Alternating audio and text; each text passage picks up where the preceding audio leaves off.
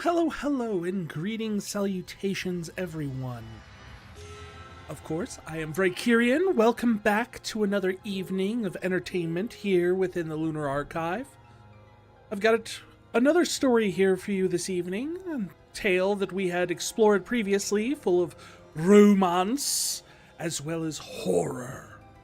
A combination like that is only bound to bring you the mindset of either... Well, honestly, the first thing that comes to my mind is Anne Rice, and luckily this isn't that. Never been a huge fan of Anne Rice's work, honestly. I had a lot of friends in high school that loved Anne Rice, but it never was my thing. Just the kind of,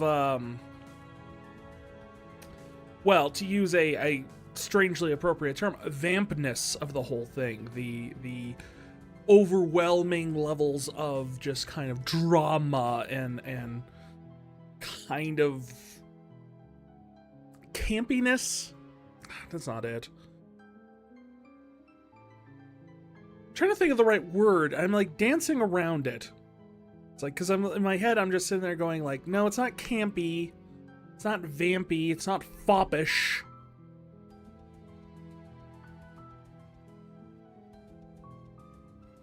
There is a word that would apply to most of Anne Rice's work, I think.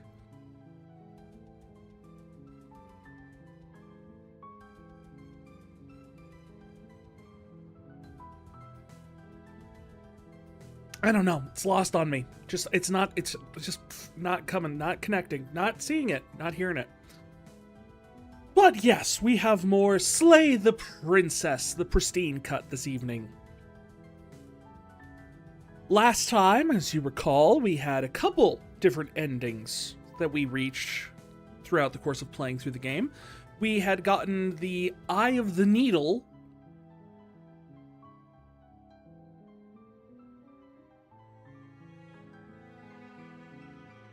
and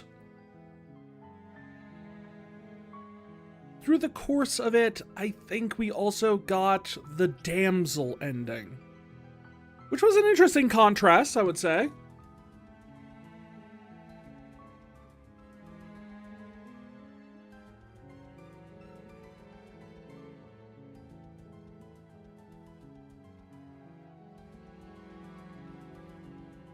But in the end, I think we had a good run of the whole thing.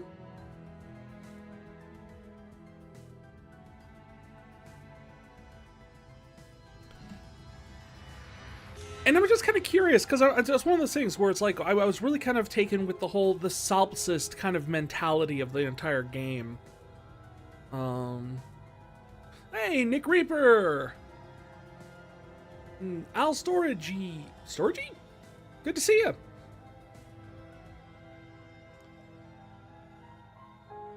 But I think really in the end, it's just kind of like this game kind of captured my attention. I want to at least finish this first run through it, like get to whatever ending comes from giving this thing all the different timelines that we're running through. It's definitely one of those things where it's an intriguing level of horror. I'm excited to see where it goes.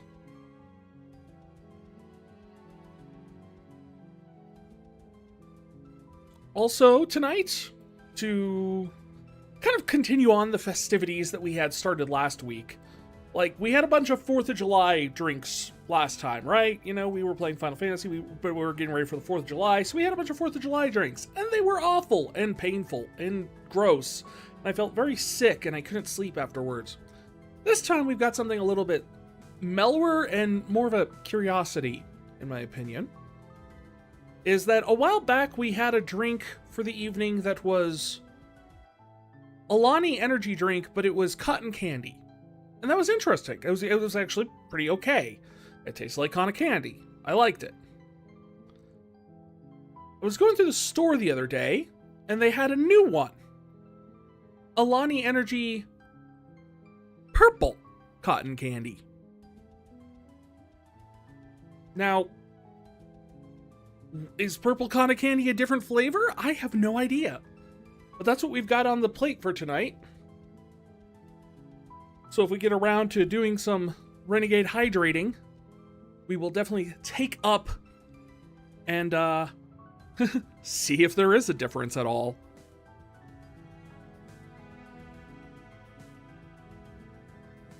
That being said, I think we're ready to get started for this evening.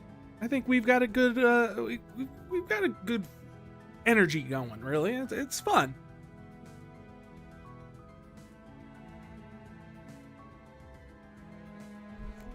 Welcome in, Timmy Stripe Music.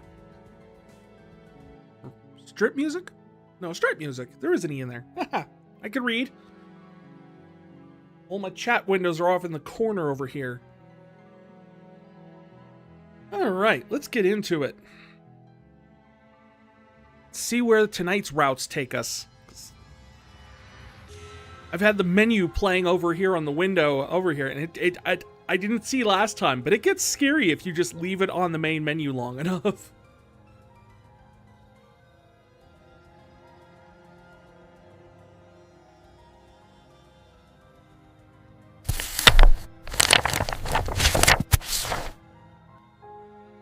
Alright.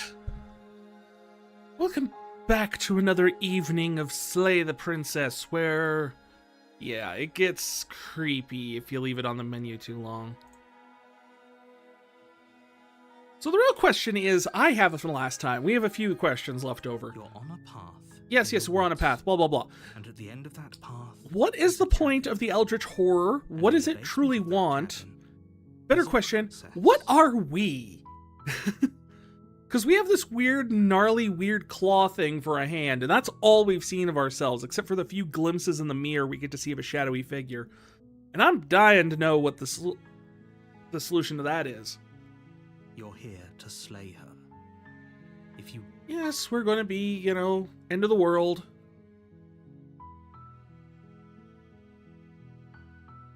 Okay, let's see.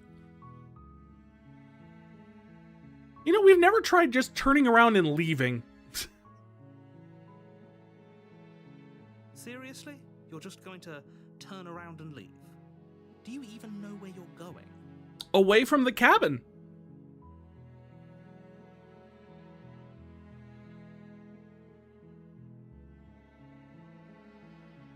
Nope.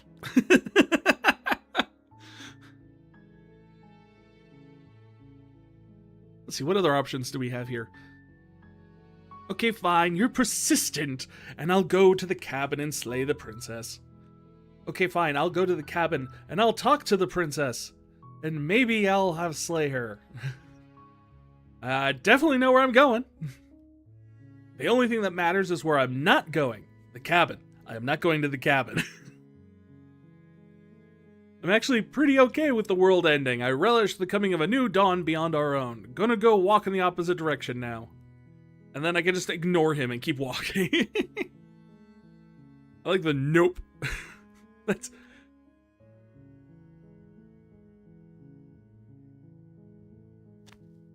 fine.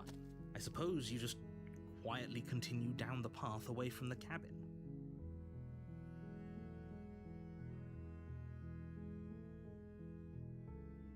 Can I be your princess? No! Namely because I'm a man. That, by definitionally, I cannot be a princess. Let alone your princess.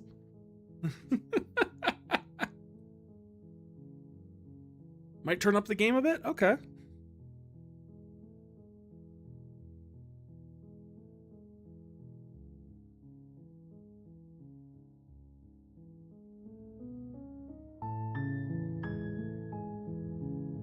There we go.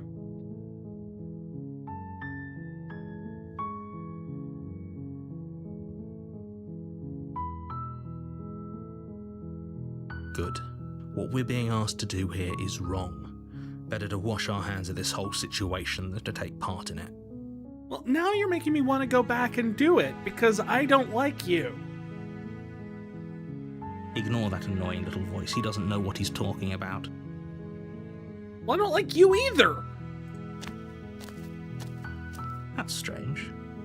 It looks like this path also leads to the cabin. How convenient. Everything's back on track again. Maybe the world can still be saved after all.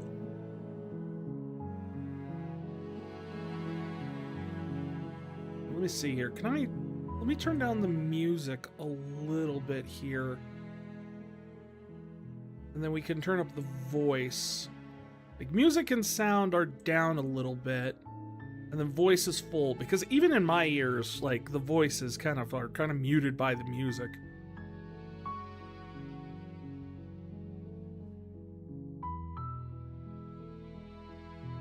And also, screw you for leading me back here. No, we're turning around again and leaving again. We are going to be stubborn. You're really keen on wasting everyone's time, aren't you? Yeah. It's remarkably selfish, if you ask me. I've already outlined the stakes of the situation. If you don't do your job, everyone dies. Like, dies. Forever. Well, I don't die. I've done this 3 times already. Just you die. I'm okay with this. Good, maybe everybody should die. It's what they get for dumping me in the woods and asking me to kill someone for them. You're not emotionally blackmailing me into this. Actually, no, I agree with this. This is kind of where my mind is at already. When I said everyone, I meant everyone. That's a pretty large group to just condemn to death over a single princess. Well, not when you consider the fact that there is apparently a multiversal situation we're running into right now. So, we have gone through this multiple times, Mr. Narrator, and we have seen multiple realities. So, this is everyone here, which, yes, that's a lot of people. But it's a very small amount of people when compared to the everyone of the multiverse. Just think. For every universe that you have that everyone is dying in, there's a universe where not everyone is dying in. Think about that. Or every universe is dying, and this is essentially just a giant metaphor for the heat death of the universe. One of the two. And, last I checked, you're part of everyone too, so if you think about it, walking up to that cabin and slaying her is really in your best interests as well. No, I'm fine. But fine, you turn around and trek back down the path you came. Oh, would you look at that? You're at the cabin again. Now, I'm not normally one for superstition or astrology, but I have to say, it seems like the universe itself is doing its best to bring you to your fated confrontation with the princess. The universe is doing nothing. I'm onto your game, Mr. Narrator. You have control over this localized universe. You can steer us back and forth. I get that. I understand that. I don't agree with that. But this is all you're doing.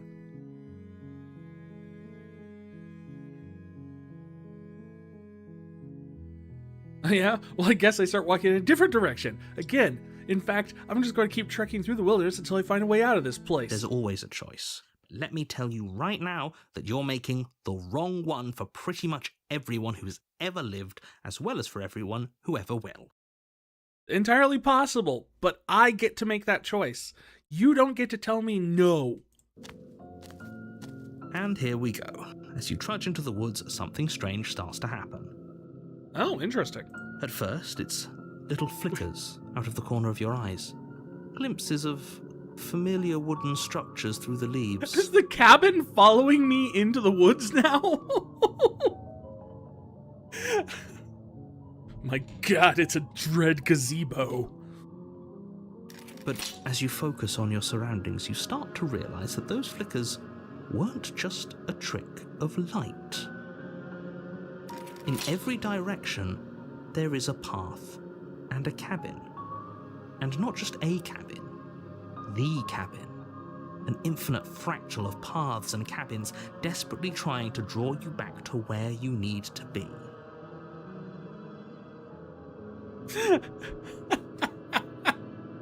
We get it, narrator. You just played BioShock Infinite and really enjoyed it. Wait, what's going on? The narrator's being a jerk. You'll get used to it, don't worry. But you're too stubborn for that, aren't you? It doesn't matter how many paths or cabins appear around you, you're just going to do whatever you can to shirk your responsibility because you care more about irritating me than you do about the fate of the world. Hey, you figured it out! You've doomed us all, you know that, right?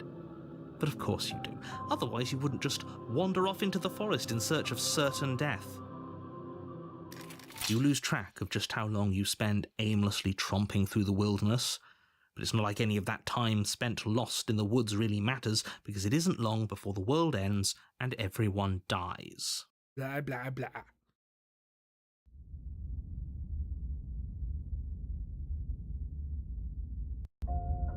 You're on a path in the woods, and at the end of that path is a cabin. And in the basement of that cabin is a princess. I can't help but notice, Mr. Narrator, that the woods now have a large wall on the sides of it. Something to maybe stop me from wandering off the beaten path too far. Starting to feel a bit railroaded, is all I'm saying. You're here to slay her. If you don't, it will be the end of the world.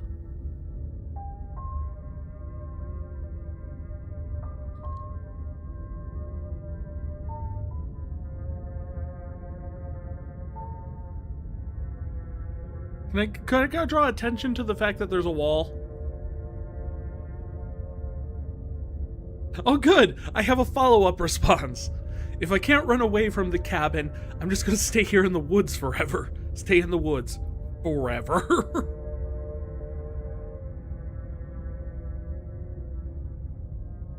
You can also lie to him and just say that I'm going to the cabin, and I don't know what to do else otherwise. Most of this is just like the same responses we've had before. In terms of like, yeah, this, I'll go, blah, blah, blah, blah, blah, blah, blah. Oh, I know you're wise to your tricks, blah, blah, blah. And then you just will play ignorant and everything like that. But this is a new response, so we'll go with this one. You have already committed to my completion. You cannot go further astray. What?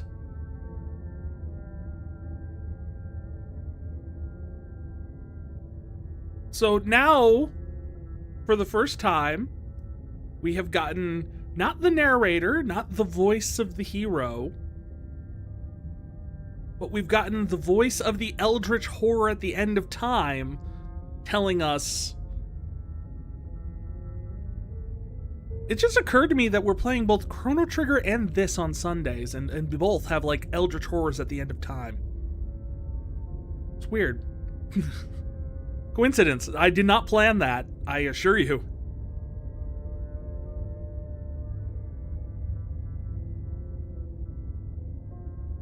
But fine. You gotta help complete the eldritch being.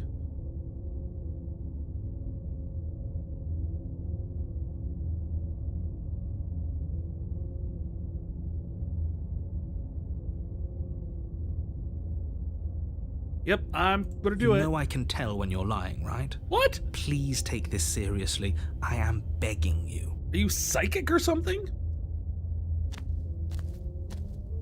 A warning before you go any further.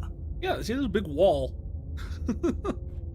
She will lie, she will cheat, and she will do everything in her power to stop you from slaying her.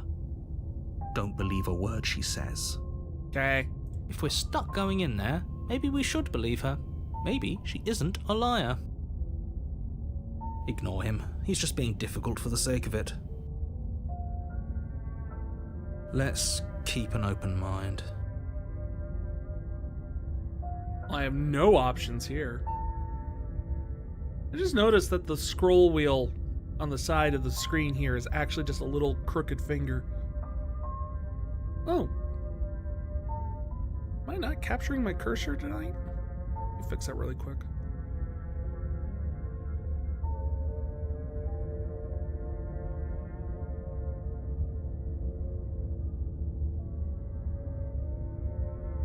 There we go. Now you can see my cursor. The cabin interior is wrong. a confusing patchwork of many cabin interiors, all projected across what's almost the same space. But it's all shifted. An inch here, a foot there, such that the seams are never quite visible enough for the place to make any sense.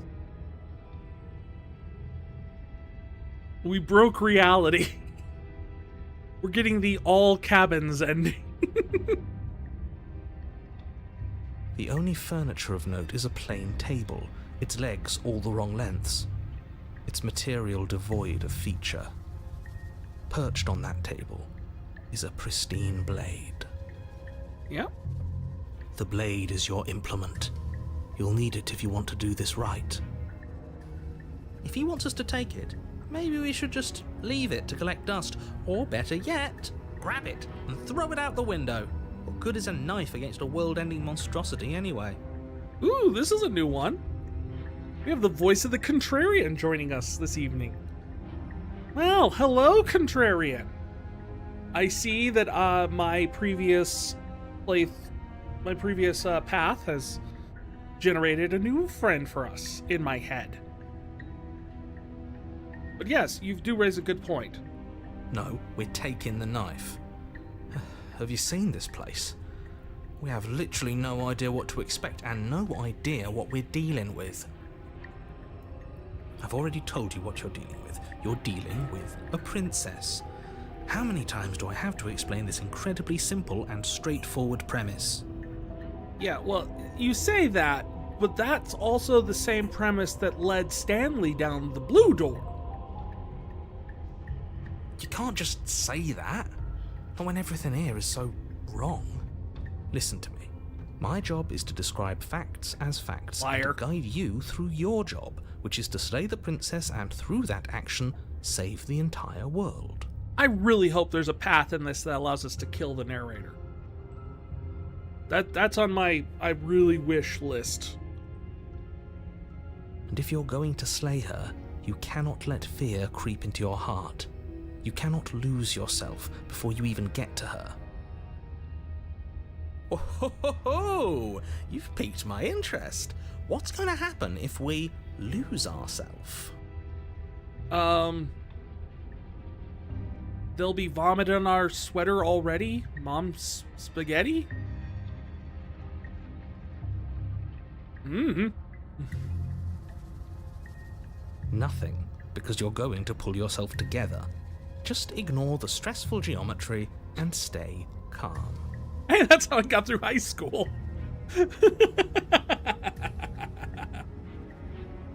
How? Even if we closed our eyes, you're constantly describing it to us. I'm not going to stop doing my job, so you're just going to have to get better at yours. And quickly, if you don't mind. Yes, take a deep breath. I'm all for getting under his skin, but we'll miss out on loads of fun if we shrivel up into a ball and go insane the first time we see something weird. What you're seeing here is obviously real. Just accept it and go with the flow. It really isn't hard. You know, this one down here kind of looks like a person. A little bit. Okay, I'm fine. Good.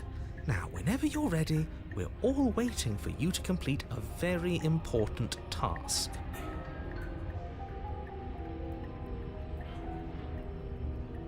Well, let's approach the mirror, since it always is there, and one of these days it's going to do something. You walk up to the wall next to the basement door. It's a wall. There isn't much to see here. What are you talking about? This isn't a wall. It's a mirror. Or at least it'll be a mirror once we wipe off that layer of grime. You reach forward and rub your hand against the cabin wall. I hope you know how ridiculous you look right now. But there was a mirror a second ago. See, that is another thing I am dying to find out what the story behind that is. Is like, not just the fact that there is a mirror. And because we run into the mirror at the end of every route, every playthrough, right? We run into the mirror, we see ourselves a little bit clearer every time, and then we reset. Why is the mirror showing up in this room? Why does it disappear when we try and clean it? And the most important question I'm working on and trying to noodle with, Why can the narrator not see the mirror? Is it because the mirror is not something from this reality? Like, it's not native to this universe where the narrator has control. Like, we know the narrator is, like, God when it comes to, like, his native universe. He can change things at will to force us into this scenario. But I don't think he has much awareness outside of his own universe. So if this is a fragment of something from outside the universe, maybe he can't see it. Which, oddly enough, actually ties into, like, the Final Fantasy 13, which we've been playing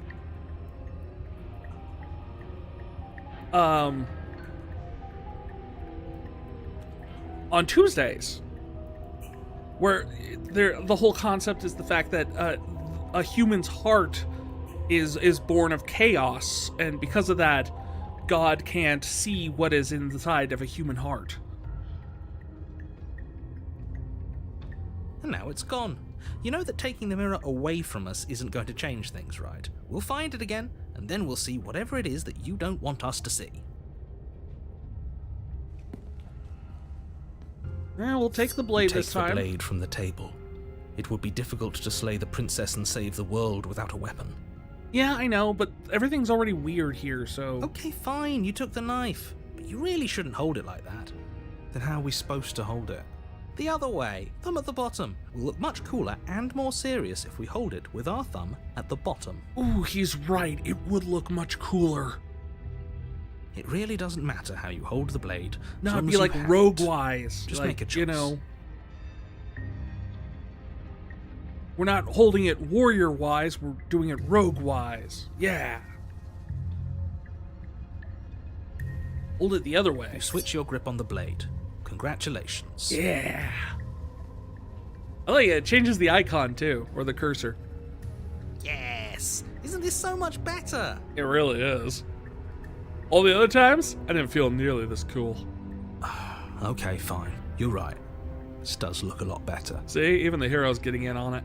It really doesn't matter. Just get on with it and deal with the princess already. I could throw the blade out the window. Ooh, do I listen to the contrarian voice that I have summoned?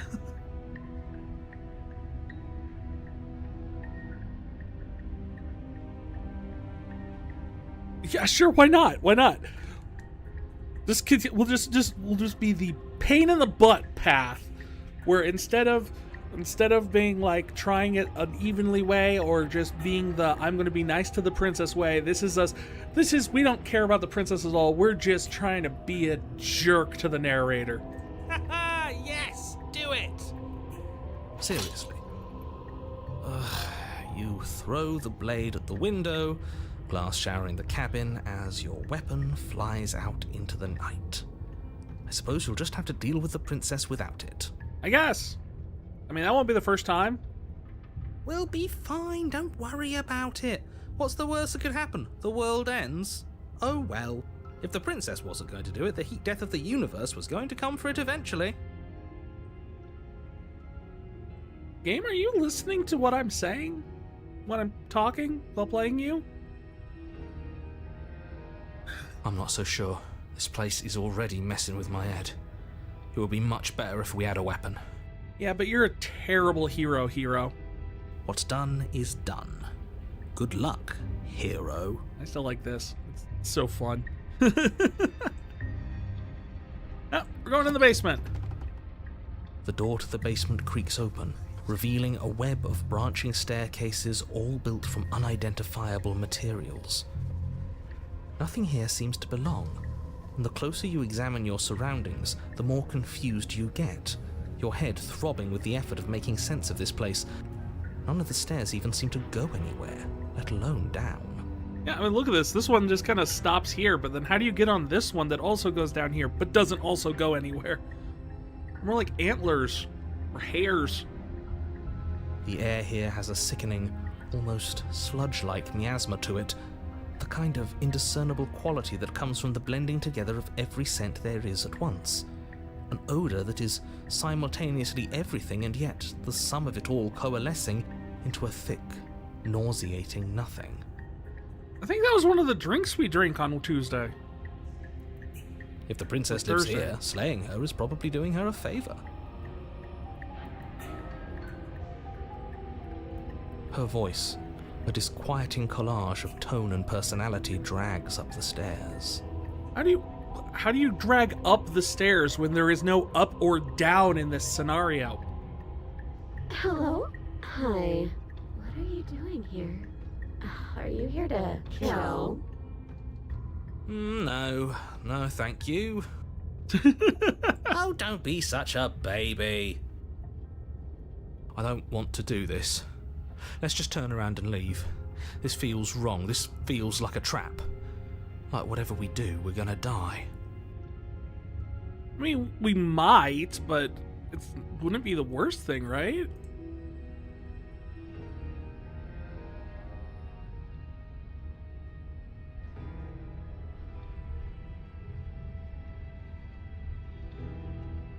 We don't even have a weapon. We do. We have our quick wit. But we already tried turning around and leaving, didn't we? And he threw up a wall. No way to go but forward. And whatever choice we make, whatever she is, we know one thing for sure. True. We know that she's a princess. Right?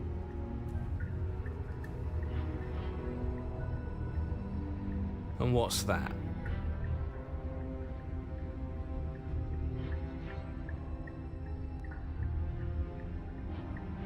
That the fate of the world hinges on your success?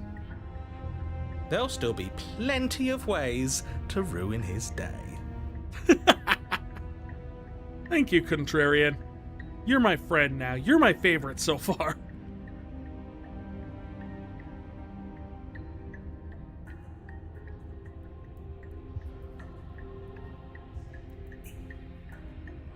Take the soft stairs to the right, take the center stairs, or the harsh stairs. Ooh, that's a good question. You could definitely try and do... I like the soft stairs. Oh, there's feathers over here. Are those our feathers, or is that the path is the feathers? Because there's the center stairs that just kind of wind down. I assume these are the harsh stairs. I don't know why they're harsh. The soft stairs seem to have feathers. You step to the right. The path feels soft and reassuring against your feet. The stairs almost seem to cradle you as you make your way down, like they're guiding your heels from one step directly to the next. You barely have to extend any effort to descend, the stairway doing most of the work for you. You don't feel like there's any concern that you might slip or tumble or lose your way.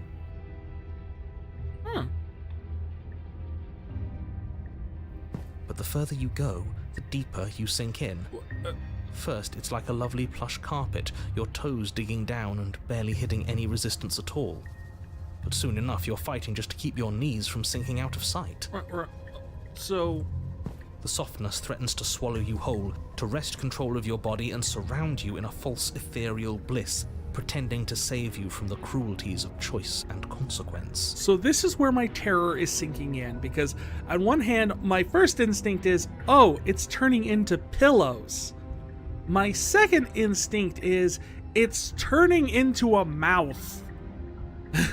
And the thing with this game, I don't know. Either is a possibility, I guess is what I'm saying.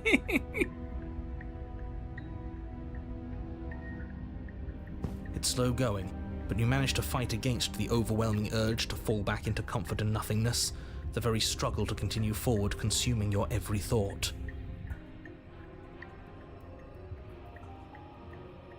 You slowly lose sense of yourself the further you go. Oh, hey.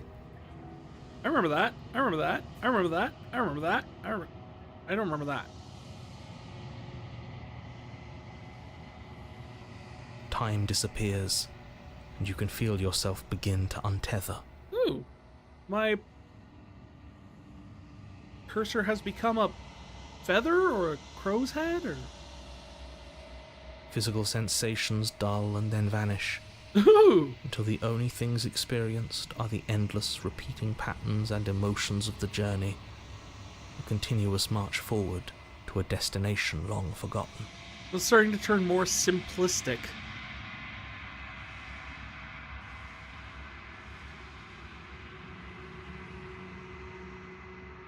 Consumption and betrayal, skepticism and blind devotion, rivalry and submission, terror and longing, pain and unfamiliarity.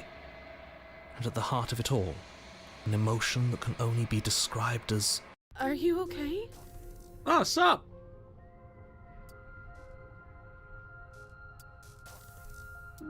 I was just going down... Thought they were stairs, but... might not actually be... Anyway, how are you? What the hell was that? What happened to us? We came downstairs. Don't look a gift basement in the mouth, hero. I feel so strange. Like I'm fundamentally different, but also still the same person I was at the top of the stairs. Oh well, that was a trip, but now it's over. Time to get back to our old devilish ways. The princess, eyes bright but otherwise shrouded in darkness, watches you impatiently from the other side of the basement. Don't forget why you're here. Sorry, ma'am. Just talking to the voices in my head again. And why are we here again? In case you weren't listening, I'm afraid I lost myself on the way down. You're here to... He's just being an ass, we remember. Though I'm still not sure if we should trust you. Let's talk to her for a bit, try and get our bearings. She seems normal. You mean other than the fact that her eyes appear to be glowing?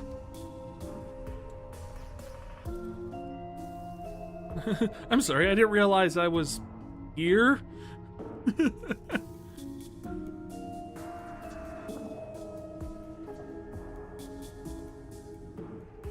Yeah, I'm sorry, I didn't realize I was here.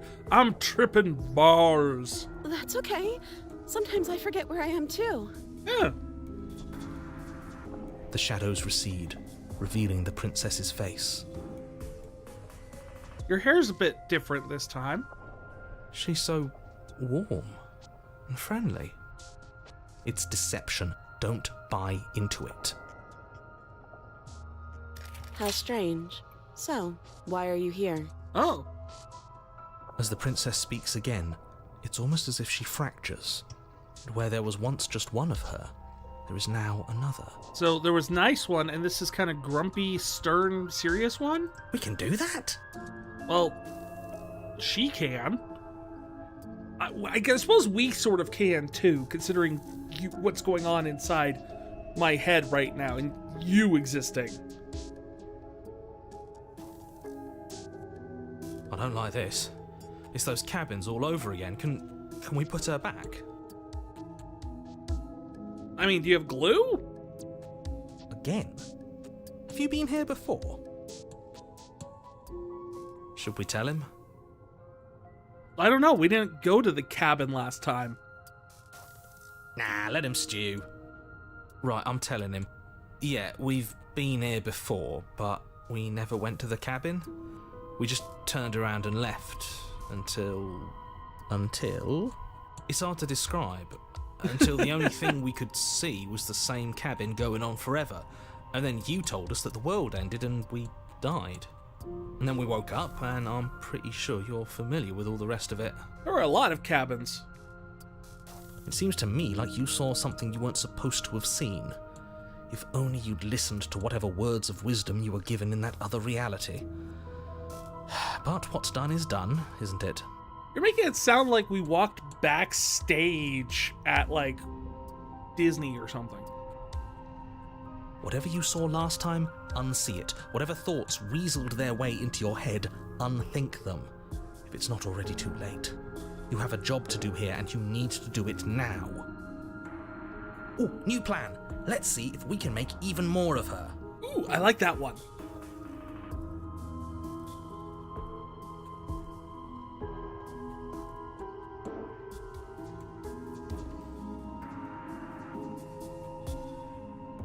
I like how the last option is actually 3 options.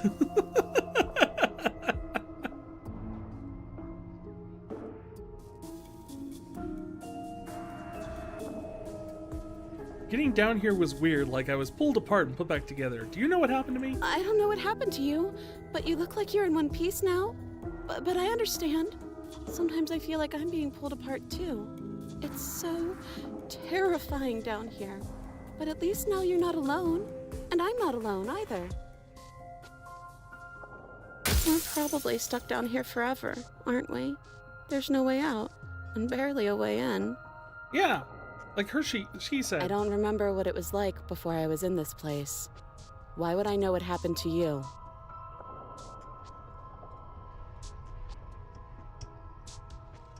Well, you're locked down here for a reason. Do you know why you were down here? I don't know why I'm here, but there has to be a reason, right? You don't just lock a princess away in a place like this without a reason. I wish I knew what it was. But you know, right? You have to know. You're the only other person I've ever seen, or at least the only one I can remember. Don't give me false hope. Please just end this already. One way or another, just do it. Well, Sad Princess just wants to die. Don't be coy. We both know why I'm locked away here. I'm a monster, and the second I get out of this place, I'm going to end the entire world. Ooh, we found the honest one. Okay, this was fun for a bit, but we can't even really interact with her, can we? What's the point of asking questions if all we're going to get is a million answers? Because we keep breaking her every time we ask her something, and that's fun. Can't even follow what's going on anymore. I don't care what you can do. We need to get out of here. This whole place is making me itch. Aw, are we pushing it too far for the contrarian?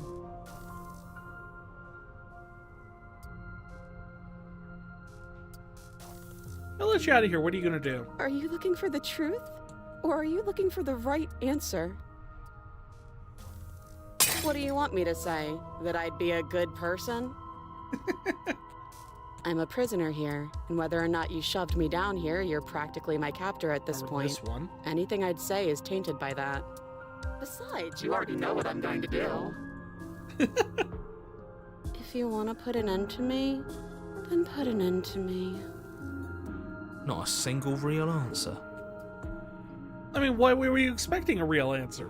At least aside from Miss Blood and Destruction, it's infuriating, isn't it? Whose buttons are there for us to press?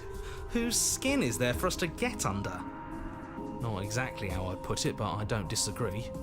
There must be something we can do. Asking questions just seems to make things worse. And worse is what we are going for, Mr. Hero. This is reaching its breaking point. If you don't act now, there will be nothing in here but her. Take a deep breath and focus up. You can do this. Woo! Kaleidoscope. But how do we decide what to do? Can there even be a right choice when all of them are so different? Also, fun point. Even if we were to try to kill her at this point, it's 5 against 1. Stop overthinking it. Your drifting thoughts have clearly been part of the reason this situation has gotten out of hand. If you're trying to do the right thing, there's only ever been the one option, and that option is slaying her. Just do something. Do anything. Do all of it, if that's what you want. This place is hell, and it's only getting worse. I do like that. I'm getting you out of here. Free her. I don't know what you are, but I can't trust you. Leave her. And regretfully think about the time you threw the blade out the window. It's all getting selected as a single option. Wait, that's not right. Why? Go on. You take a step forward. Your foot lands, but it lands different. You experience a firm footfall, a gentle tread, a confident stride. You can feel yourself rupture, The room spins, your perception multiplying in a sickening kaleidoscope as your very self is pulled in incomprehensibly many directions. You find the blade suddenly in your hands. All at once you use it to strike at her bindings as you remain upstairs and slay her and leave her to languish alone. I'm slowly breaking the narrator. Yes! Is this what the end of the world looks like? What an unbearable mess. But this... we can't...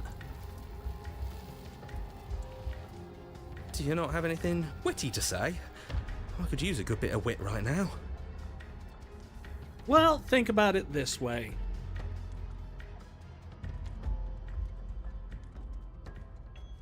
Do you like cookie dough?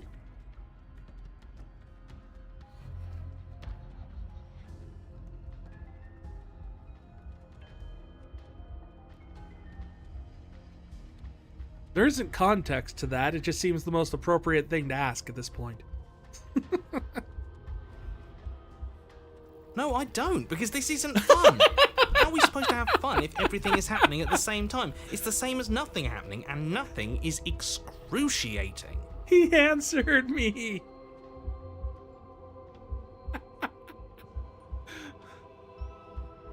Oh god, that was great. Luckily for all of us, nothing and everything doesn't go on forever. The world and the princess collapse in on themselves before it all.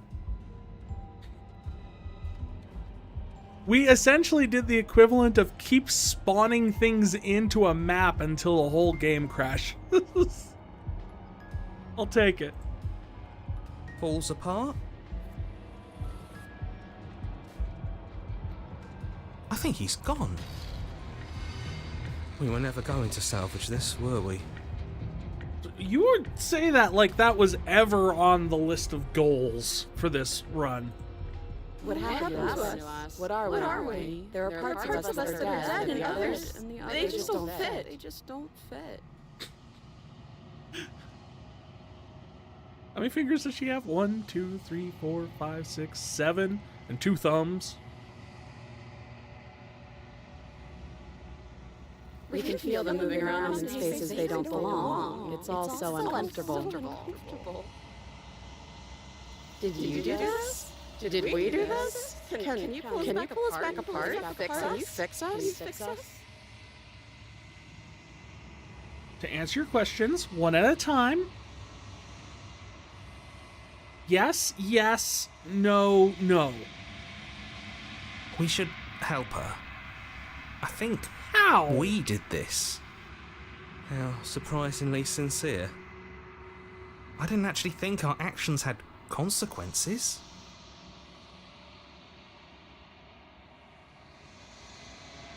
Are you an idiot? Of course our actions have consequences. I mean, sort of. The whole multiverse thing kind of screws with the idea of consequences because, you know, yes, this universe is getting kind of blown up by us doing all this, and she's going to suffer quite a bit for all this. It's ultimately in the service of feeding this reality, and this princess in particular, to an eldritch horror that exists at the end of time. And, you know, why am I even trying to explain this to you guys? You're not going to be there. It's a little late for regret, isn't it? I don't know. Where's the voice of the regret? Please. Now let me get a chainsaw. I saw how to do this in the movie Together.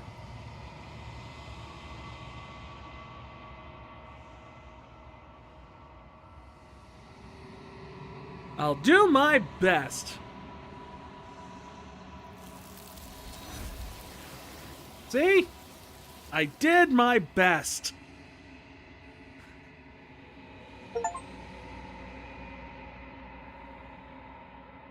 Apparently this was the illusion of choice option.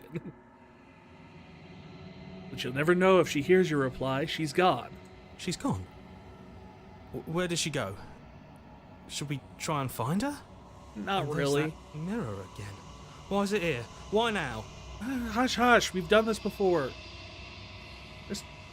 I'm just gonna ignore you. I've tried to explain this to you before. You never understand it. We always come back to this point.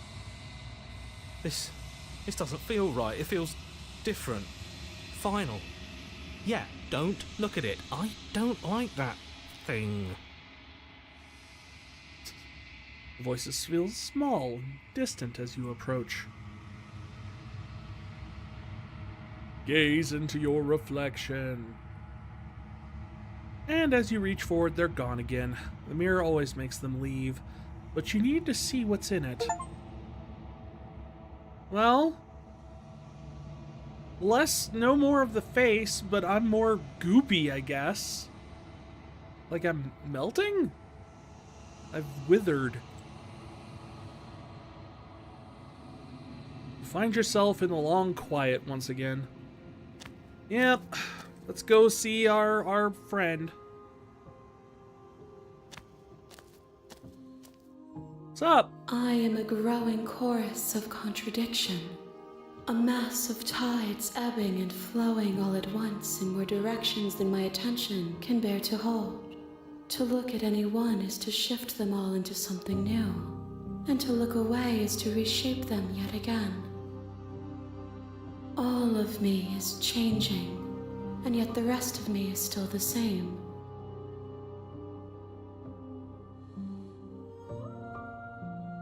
You can't be a contradiction. Contradictions don't exist.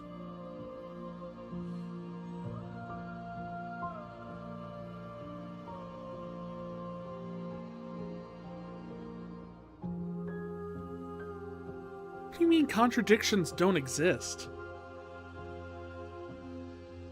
And yet my waters flow and my streets bustle. There are no words that can describe me into non-existence. There is no logic that can bind my multitudes. Yeah, see, I'm wondering if it's not a creature or a person that we're growing here, but we're feeding into something that's becoming a world. I am everything that you have known me to be, but I am also none of it. Okay.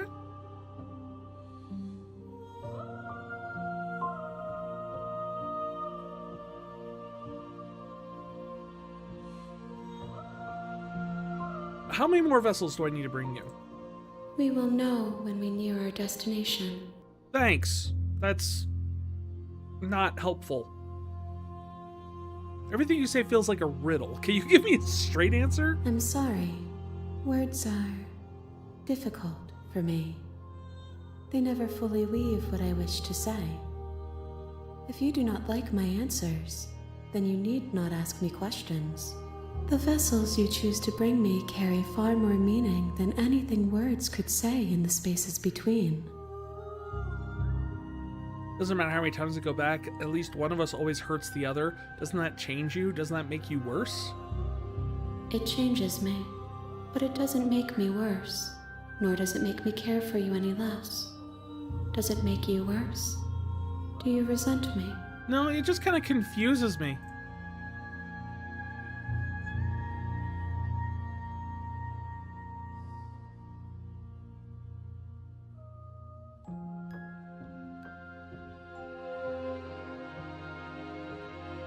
There's no "you're confusing me" option. If anything, it makes you like more. No. Not really, it just seems all so distant. I have no opinion one way or another. I just wanted to stop. Yes, you're torturing me. Wait.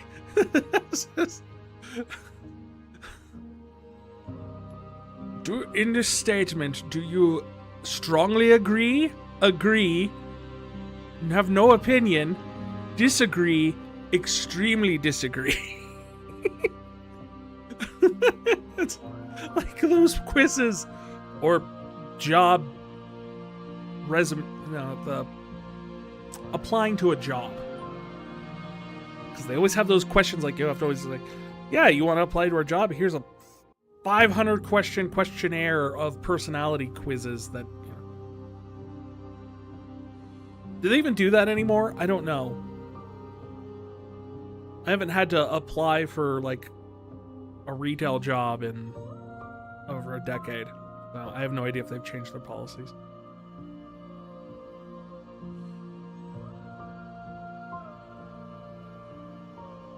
I really have no opinion one way or another. I'm just kind of curious. How strange of you to ask me then. Well, because I thought I might get a different answer.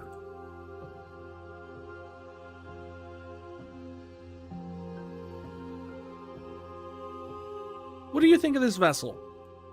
These ones are a contradiction. A winding kaleidoscope of paths and wall.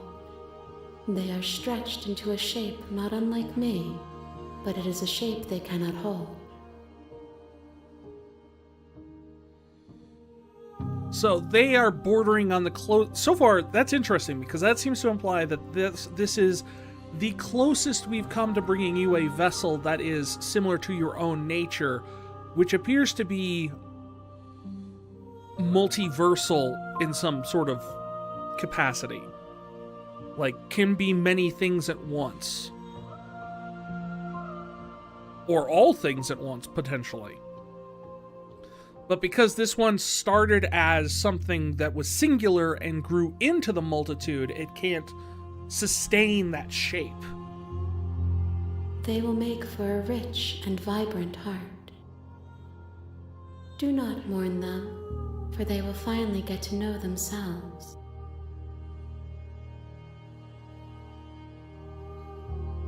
How do you stand being in contradiction? As easily as you can stand to be you. You are like me, even if you have chosen not to look at the corners of you that do not fit. Even if you have chosen to ignore the brilliant contours of your soul. Interesting. You know what happens to the worlds we leave behind? My perspectives are shadowed. You have seen what I have seen, Okay. just as I have seen what you have seen. The angles of my vantage do not offer me hidden truths, and my attention is turned inward, except when you are here with me. Okay, so you're not really able to give any sort of like outside perspective on the worlds that we are going through. You're just essentially focusing on building yourself until I show up and you have someone to talk to. Perhaps this will change when our work is done. All right.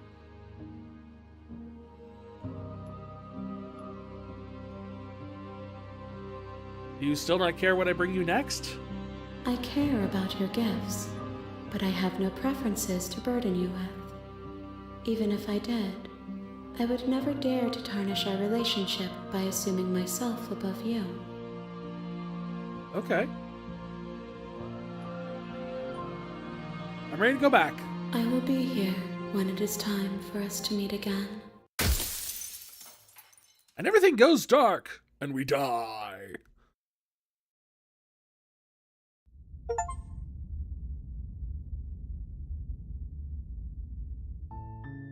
You're on a path in the woods, and at the end of that path is a cabin. And in the basement of that cabin is a princess. So that path was called the Stranger, as far as I can tell. Possibly because it got strange. You're here to slay her. If you don't, it will be the end of the world.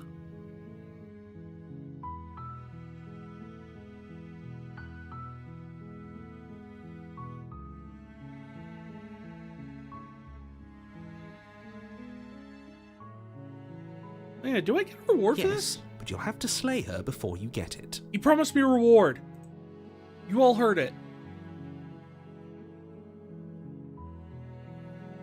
You tell me what the prize is? It's a secret, but I think you'll like it. It's a special reward, just for you. And whatever you think it might be, I can promise you it's going to be even better than your wildest imagination. You clearly do not understand how wild my imagination gets.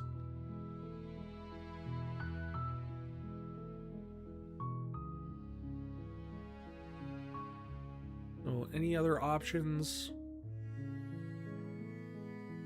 I've been promised a reward this time. which at least for the first time has incentivized me to do something other than try and communicate. If I kill the princess, I get a reward. I am committing to our bit for this route. That's the spirit. We're gonna overthrow a monarch. You make your way up the short path to the cabin. You'll find the princess within. We're not going to go through with this, right? She's a princess. We're supposed to save princesses, not slay them. Shush, hero. There's a prize. A reward. Ignore him. He doesn't know what he's talking about. He knows there's not a reward, but we don't pay attention to it. Prize. That's The what he interior wants. of the cabin is almost entirely bare. The air is stale and musty, and the floor and walls are painted in a fine layer of dust. The only furniture of note is a plain wooden table. Perched on that table is a pristine blade. What have you stumbled upon? What is that thing? You have to specify which thing you're talking about. Me or the thing on the screen?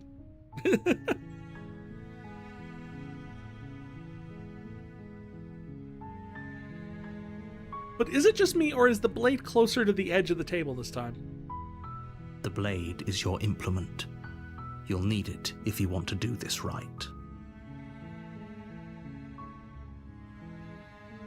Heck yeah, we're going to take the blade. You take the 'cause I blade want from the table. prize. It'd be rather difficult to slay the princess and save the world without it.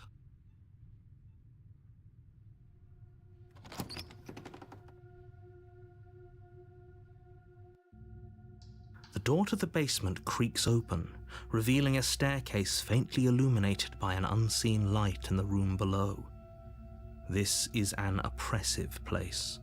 The air feels heavy and damp, a hint of rot filtering from the ancient wood. If the princess really lives here, slaying her is probably doing her a favor. It was a weird thing with a bunch of arms. Oh, that's, I guess you could say that's the end princess? We don't know what she is either. We just know that she is a thing that sits at the end of the universe and eats the princesses we bring her to complete herself. Beyond that, I got no clue. We just keep feeding it because it says it loves us. I mean,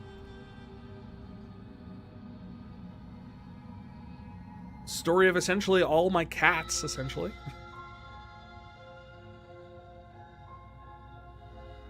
Her voice carries up the stairs. Who's there? Me? She sounds dangerous. It's almost as if she's the one in charge down here. We've already had this conversation, hero. She does not sound Don't let it dangerous. fool you. She sounds like It's she all lives in a part of the basement. manipulation. That's just what people sound. She's goth. I don't know what to tell you. Good. Just continue down the You're still stairs. listening to reason. Because we want the prize. You walk down the stairs and lock eyes with the princess. There's a heavy chain around her wrist, binding her to the far wall of the basement. She's so coldly beautiful. Is she really a threat to the world? Focus on the task at hand. And there you are. Are you here to kill me or something? I mean, yeah.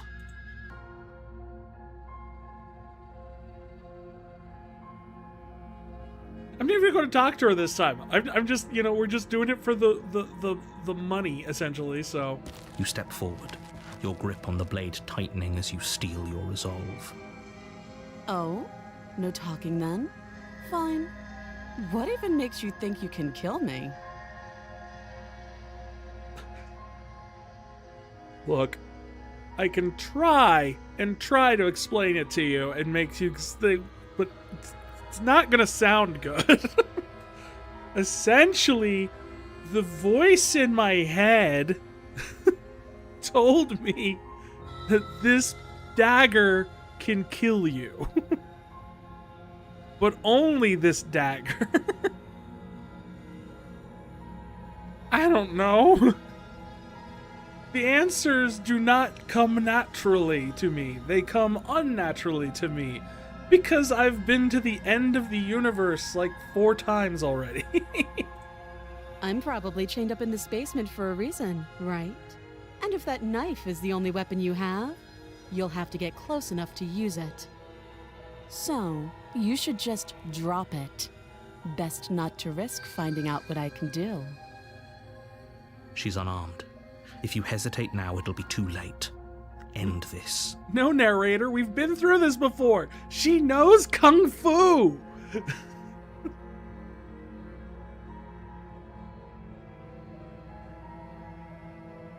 Yeah, I'm just going to try it this time. We're just going to go the straightforward route. We're just going to slay the princess. You lunge forward without a moment's hesitation. You feel flesh easily give way and look down to see your blade already sinking deep into her heart. Also, yeah, we're a bird person, apparently. I don't know how that ties into anything either. Oh. That's the best response to getting stabbed in the heart. Oh. This is it, isn't it? I'm almost embarrassed. I should have seen that coming. But I have to wonder, do you actually believe this was enough to kill me? No. But if it doesn't, I'll have a nice conversation with the voice in my head upon resurrecting about this. It's like she's convinced she can't die. Yes, even as she lays there dying, she entirely believes herself to be alive and well. But it's over, isn't it? She stopped breathing moments ago, that arrogant look still plastered on her face. I'm fully expecting her to, start moving or something. But is it over? Really over?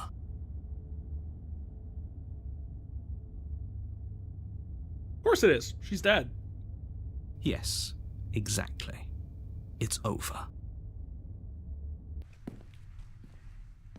With your work done, you make your way back up the stairs, closing the door to the basement behind you.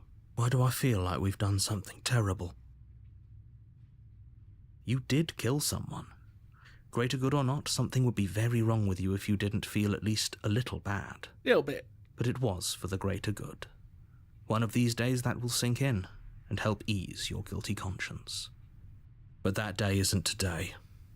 Let's just get out of here. That's just your problem, really. I'm about to get... Wait, no, we're not leaving yet. What about my reward? You open the cabin door, ready to return to a world saved from certain doom. Reward? Only a world saved from certain doom isn't what you find. Instead, what you find is nothing at all. Where a lush forest stood mere minutes ago, the only thing in front of you now is the vast emptiness of some place far away. Well, that didn't help anything. What happened? We're in Oz. Everyone is fine. It's just that you and the cabin are now far away from them. Don't worry. You'll be safe here.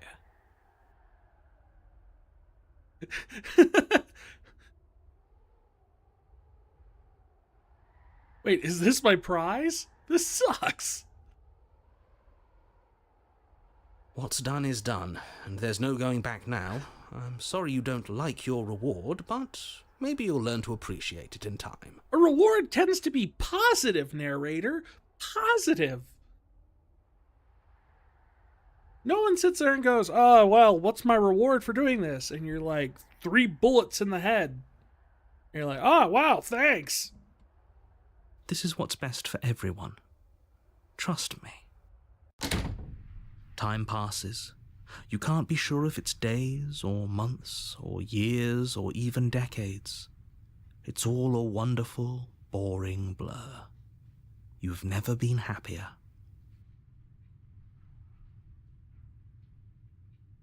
So we live in Kansas now? Psst. Hey. We're not just going to stay here forever, right? Well, what is our other option? We can't go outside. There's nothing. Like, not even ground or anything to fall.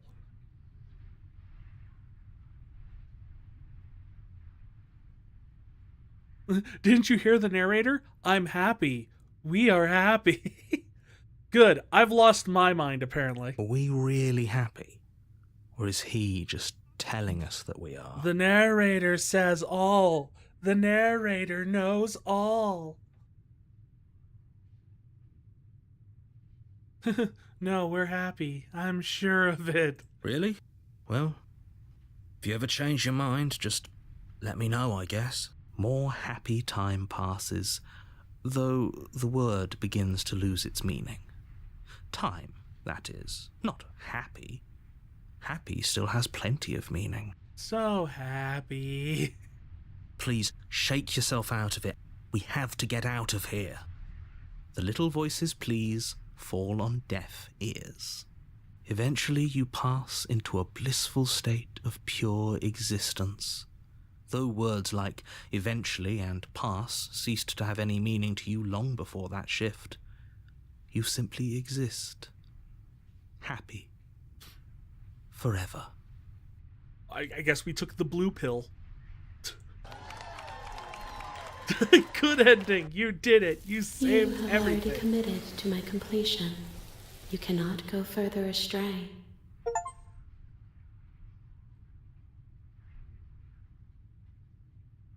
Wait, did it send us backwards and force us to change our option? Because that would change. Okay, that's interesting. So it let me go to the good ending, but then it sit there and go, not. You promised me more bodies to eat. So you have to go back. You have to pursue the path that gives you more bodies. So I guess the original good ending, crayon drawing ending, didn't give you a body?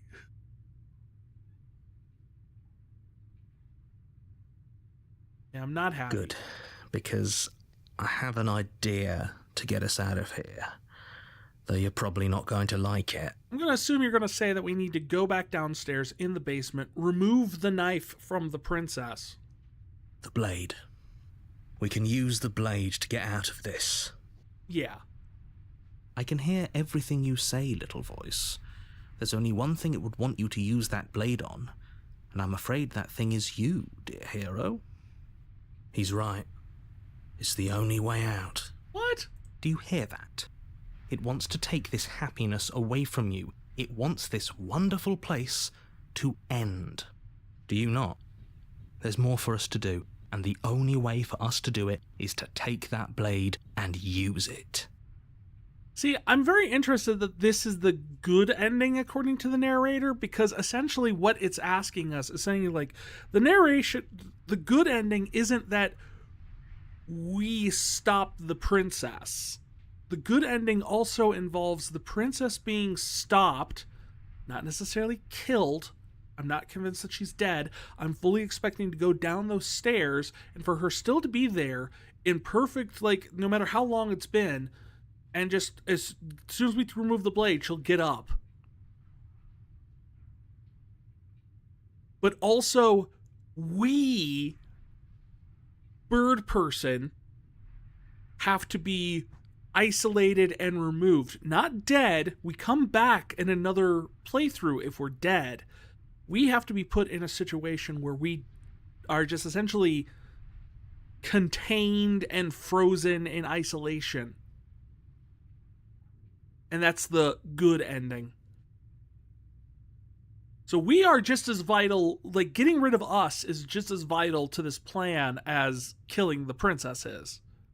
Possibly even more so. Once again, cementing the somewhat solipsistic, the world only exists as long as we are in it mentality that we talked about last time. Like, nothing ever really existed until we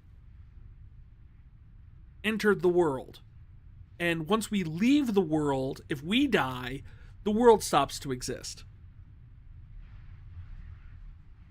Which means in order for the world to continue existing, not only does the princess that destroys the world have to stop, but we have to be kept alive. Don't you dare.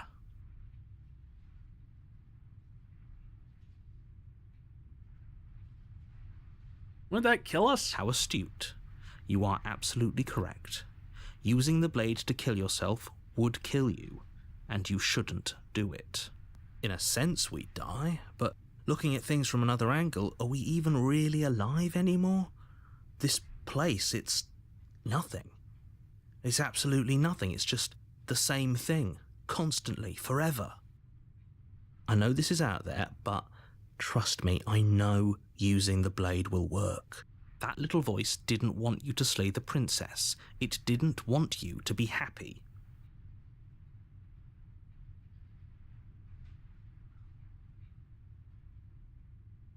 You better be right about this. I'll be pretty upset if we die. If we die, you can yell at me all you want. Okay. I made this happy little place for you. Is this not a good enough reward for saving the world? An eternity of bliss? You ingrate? The happy little place, it's a one-room cabin and a basement with a dead woman in it. Like, you didn't even give us a bed. or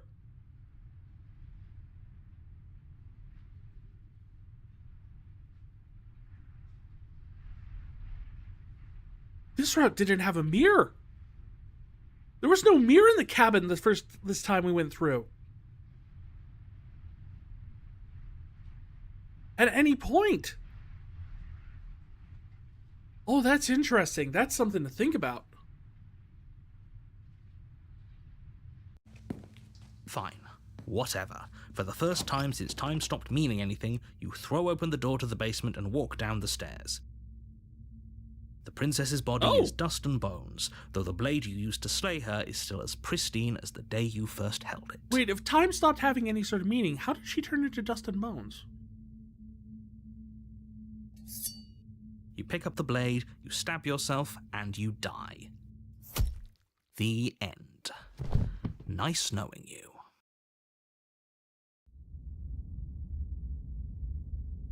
The Spectre. You're on a path in the woods, and at the end of that path Here we go is a again. cabin. And in the basement of that cabin is a princess. You're here to slay. Yeah.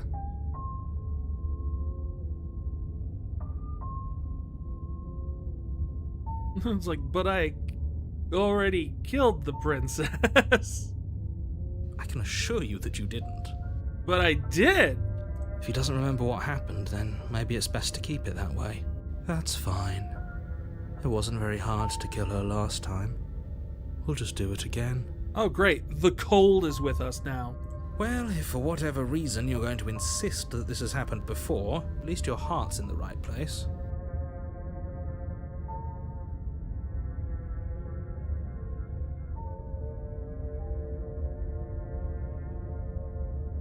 Well, yeah, why would I listen to you Those this are two time? very different questions, but fine. I'll indulge you if that's what it takes to get you moving. Yeah. Let's say for a moment that this really is the second time you've met me, or at least a version of me. Much more, but yes. If you're back here, I'm assuming you died, which probably only happened because you didn't listen to me. It's because you trapped us in a perpetual time box with nothing but a table. Oh, we listened to you plenty. We slew the princess just like you asked us to, and then you locked us away in an empty void for eternity. So we slew ourselves too. See, did I say that you should slay yourselves? No, I did not. So you didn't listen to me. Oh dear God, if that's actually what he says. Well, if you killed yourself, then you weren't listening to me, because I would never want you to do that. Believe it or not, I care about you. I so want an ending where we kill this narrator. And I believe your other question was something along the lines of, oh, what's the point of doing anything?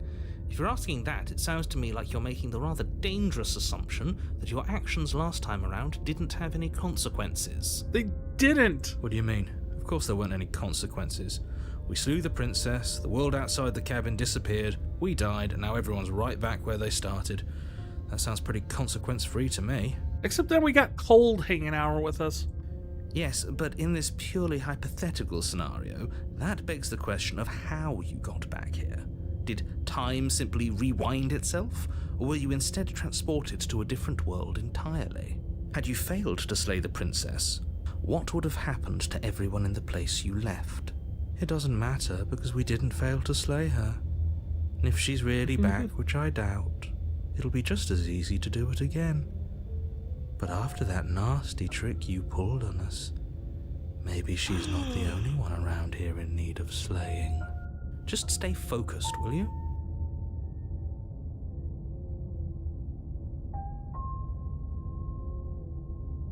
Alright, I really want to pull that thread. I want to pull the thread to see if we can find a way to get the narrator. Just be quick about it. Anything the world ended after I slew her. When I tried to leave, everything was gone. That's a good point. How do we know we didn't have things backwards? Maybe slaying the princess was what ended the world, not the other way round. Yeah? Yes. Yeah? Maybe this whole thing was a trick to get us to end the world. And now we get to go through the whole charade again, wholly aware of what's waiting for us at the end. I mean, to be fair, I know that that's not the case. I know the fact that the world will end, apparently regardless of what we do. And I don't think the princess is related to it at all. But that's assuming she's alive in that cabin. We did kill her, after all. No, Cold, she's definitely there. You're going to find her in the cabin. If the princess had actually been slain, you wouldn't be here. That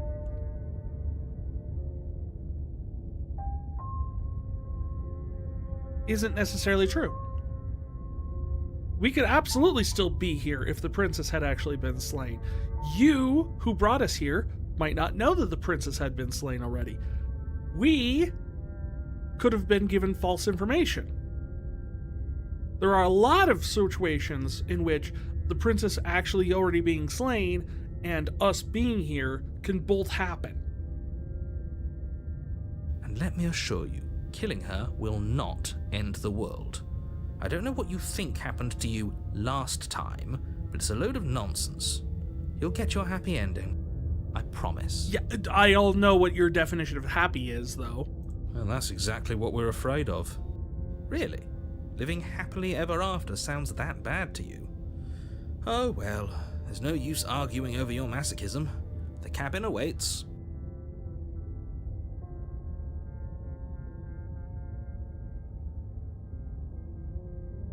Last time I just stabbed her in the heart and she died. How does that end the world? You just can.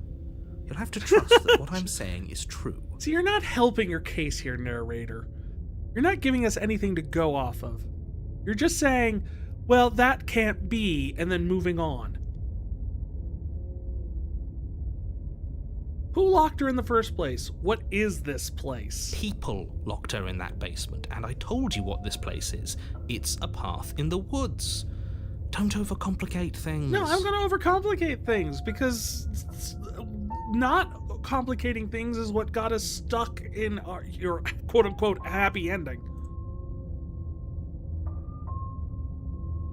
Why didn't they slay her? Yeah, why is this me? Look, I'm not supposed to say this, but it's because you're special.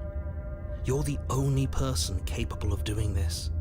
Call it a prophecy, if that helps, but it's just the way things are. Oh, I didn't know we were special. Hero, I can't tell if you're being sarcastic or not. Of course we're special. I definitely can't tell if you're being sarcastic or not. You're being very cagey. What aren't you telling me? I've told you everything you need to know. Going no. into more detail would just overcomplicate an otherwise very simple situation and make your job more difficult. This is boring. He's clearly not interested in talking, so let's just do as he says, and maybe he'll stop bothering us. Fine. Right, now if you don't mind, the whole world is waiting with bated breath for you to save it from ruin. No, they're not. Let's go to the cabin. A warning before you go any further. Right, the warning. She will lie, she will cheat, Yeah, and She blah, blah, won't blah. be a problem. Do we get the mirror this time? The Yes! interior of the cabin is cold. Oh, A soft odor of dirt permeating the air. it's a haunted mansion. Cobwebs flutter in the corners. You can hear wind whistling outside, banging the shutters against the windows. The only furniture of note is an elegant antique table with a pristine blade perched on the edge. Always a pristine blade. It's the only nice thing here. The blade is your implement. You'll need it if you want to do this right. It feels like no one's been here for a long, long time. Like I've been saying, she's dead. We killed her already. Right, Cold, but you don't see the one small problem you have with that sort of logic. Is that you're saying she's dead, we've already been here, blah, blah, blah, blah, blah. And you'd be onto something if it wasn't for the fact that the last time we killed her and left this place, there wasn't wallpaper. There's wallpaper peeling now. There was no wallpaper before. So clearly this has to be a different cabin. Which means she can't be down here being dead, because this is a different cabin. She would have been in a different basement.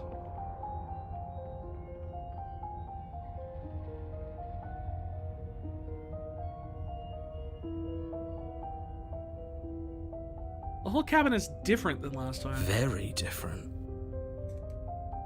Maybe that's because you haven't actually been here. I hope this means you'll finally drop that ridiculous second life proposition. You haven't died. You certainly haven't already slain the princess. But we have. So focus up. A lot's riding on this. You didn't say anything about the mirror. That's because there isn't a mirror. There's a table, the blade sitting on the table, and the door to the basement. There's nothing else in here. See, he has...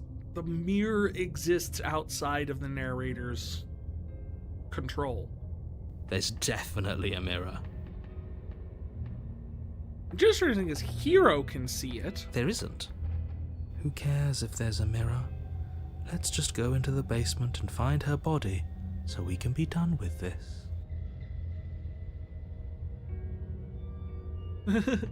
I care about whether I'm being lied to.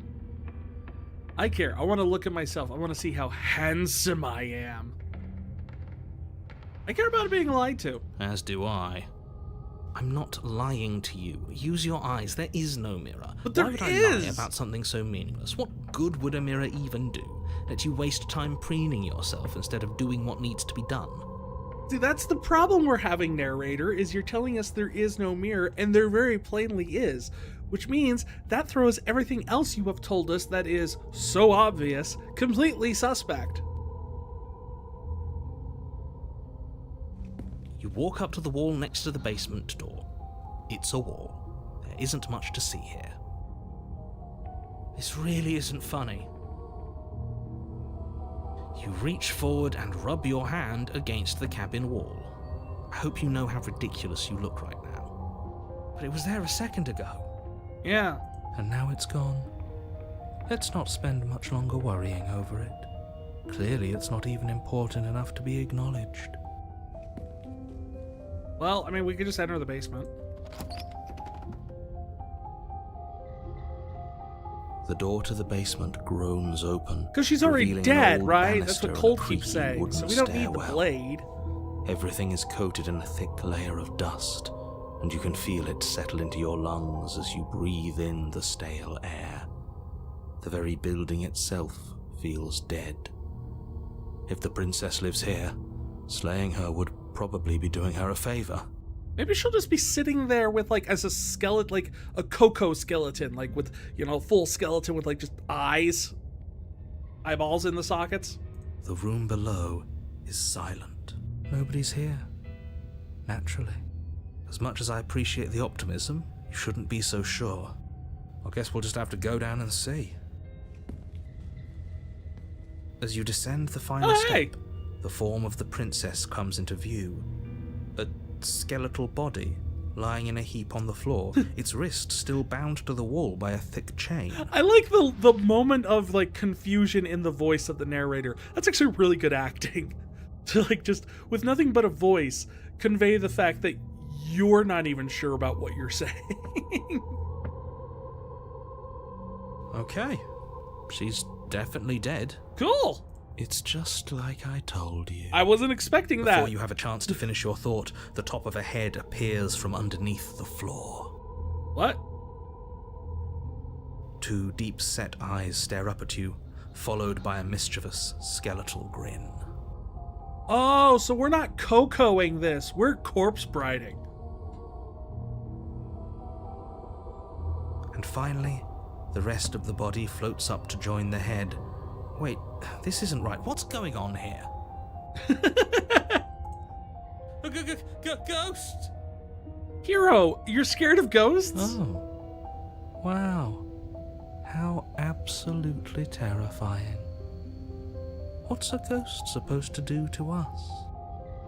Oh, it's you. Hiya, Keller. I was hoping to see you again. I have some issues with how our last meeting went. You have some issues. Interesting. Well, let me go grab the table. We'll sit down and well, we can't sit down. We don't have any chairs. We'll stand around the table and we'll talk business. How's that sound? The princess drifts across the room into your orbit, gently running her fingers across your shoulders and down your neck as she circles you. Her touch is cold and ethereal, formless yet real enough that her icy fingertips send shivers dancing across your skin. So she has a body, and she's right there. We could probably grab her and kill her again, if we wanted to. We don't even need a blade. She looks fragile enough to me.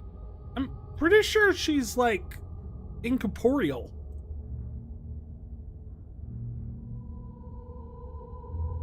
I'm very curious. This is the first time we've come across a ghost. I see you don't have that annoying knife anymore. No. We thought you were dead. We were correct. This plot development is new. So, does that mean you regret what you've done? Are you here to apologize and make nice? Beg for absolution, maybe? Because I might be interested in seeing a little begging. What?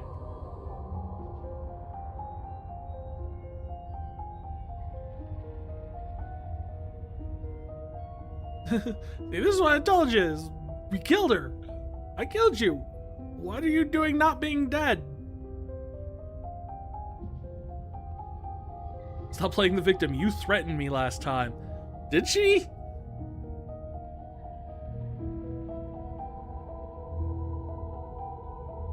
Do you want me to die? Do you want me to kill myself to satisfy some sort of sick revenge fantasy? Because I already did that. Sorry, is there any way I could make it up to you? The people who wanted you dead tricked me, and the enemy of my friend. Let's team up.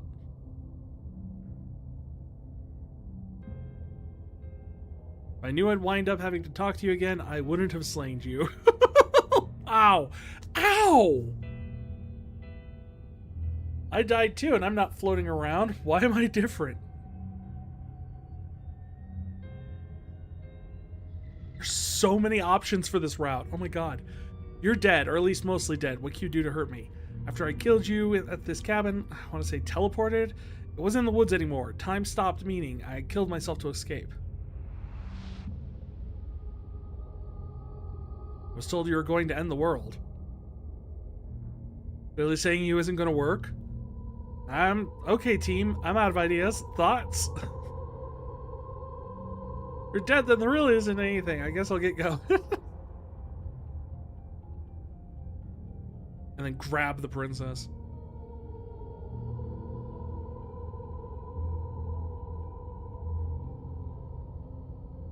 You know, out of all these options, the one that sticks out to me the most...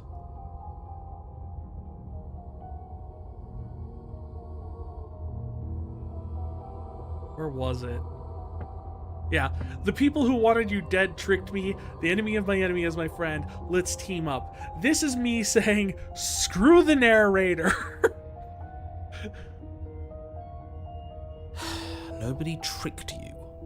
And the fact that the princess's spirit has risen from the dead should be more than enough evidence that she isn't exactly sweet and innocent. Yeah, but I died and came back. She's pretending. Pretending what? That she's not see-through? I wouldn't say she's ever pretended to be sweet or innocent. No. She does have a little bit of an attitude, but I can't blame her. We did kill her after all. I wouldn't be nice to my murderer if I was killed. The enemy of my enemy. The princess circles you again, her icy fingertips trailing up your spine, sending shivers rippling across your flesh. Please rip the narrator out of my head, ghost lady. I don't want enemies. I don't want to fight. I just want to go home. Is that really so much to ask? Where is your home? And just where is home, I wonder? Thank you for contributing usefully one time. Eventually, hero. I don't know where home is. I just know it isn't here. But I can feel it calling to me from someplace far away. Is it to rejoin the Princess Collective? Wherever I'm supposed to be, it's out there. The Princess Continuum? How specific. And how convenient for her. You see what she's doing, right? She's suggesting that the only way you can rid yourself of her would be to let her out, which, in case you haven't been listening, will spell the end of the entire world.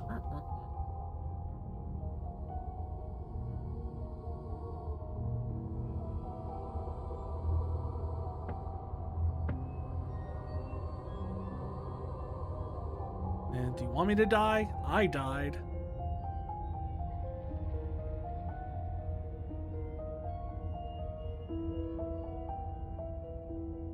I died too, but I'm not floating around like you are. What happened? Why am I different? Why are you different? You don't look dead, killer. I know! That's part of the curiosity. The princess grabs your wrist, a sudden shock of cold flowing all the way up your arm, her eyes still fixed on yours as you try to squirm out of her grip. And you don't feel dead either. I know! That's why I'm confused. She lets go and pulls away. Your fingertips tingle painfully as the chill subsides. I'm less interested in why you are, or how you are, and a lot more interested in what you are. I'm a Birdman. Attorney at law. I've tried to leave on my own. Before you came back to me, I explored every inch of this place, even the spaces between the walls. But I never found a way out. I always wound up right back here. See, that's interesting, because this is not the place we were before. And your body, actually, interestingly enough, is not the way it was before. Because last time we found the skeleton, the head was facing the other direction. So clearly your body's been moved. And also, previous times, you stopped existing, the world, everything stopped existing after I died. So when did you do this exploring? Was it when I came back to the path to before I reached the cabin basement? That was all the time you spent exploring?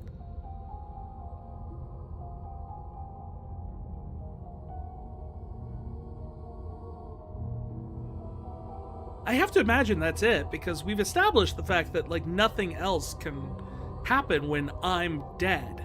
Like, that world ceases to be. I just want to go home. I'm so cold and alone here. But you can come and go as you please, can't you? So, let me hitch a ride. After all, you own me. Hey, none of that. Absolutely not. Is she asking if she can possess us? Yes!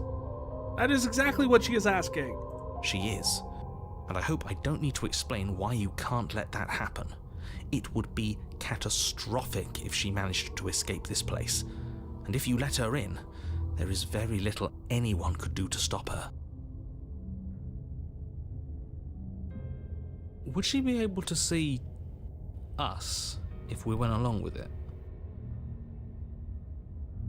Now there's an idea. Now, isn't that an interesting thought? Yeah. We could finally bring her face to face with him. I wonder what she would have to say to the one who wants her dead so badly. You won't like how things play out if you go down this path. What's that supposed to mean? Are you saying you know what happens if we go down this path?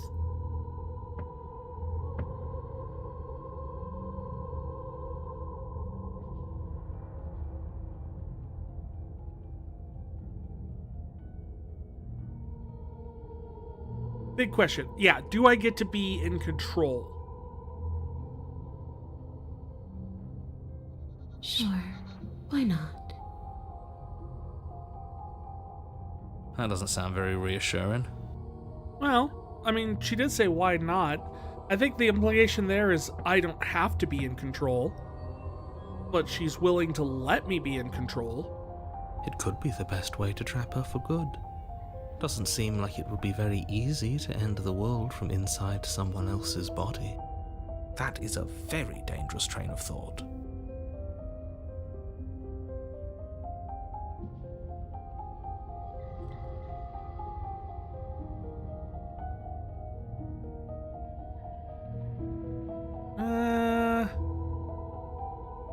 You know what? I am curious of what happens if she meets Mr. Narrator. The princess swims through the air in front of you, pausing for a brief moment as her dark-rimmed eyes stare deeply into yours. There's a hunger in her gaze. I don't like that. That's,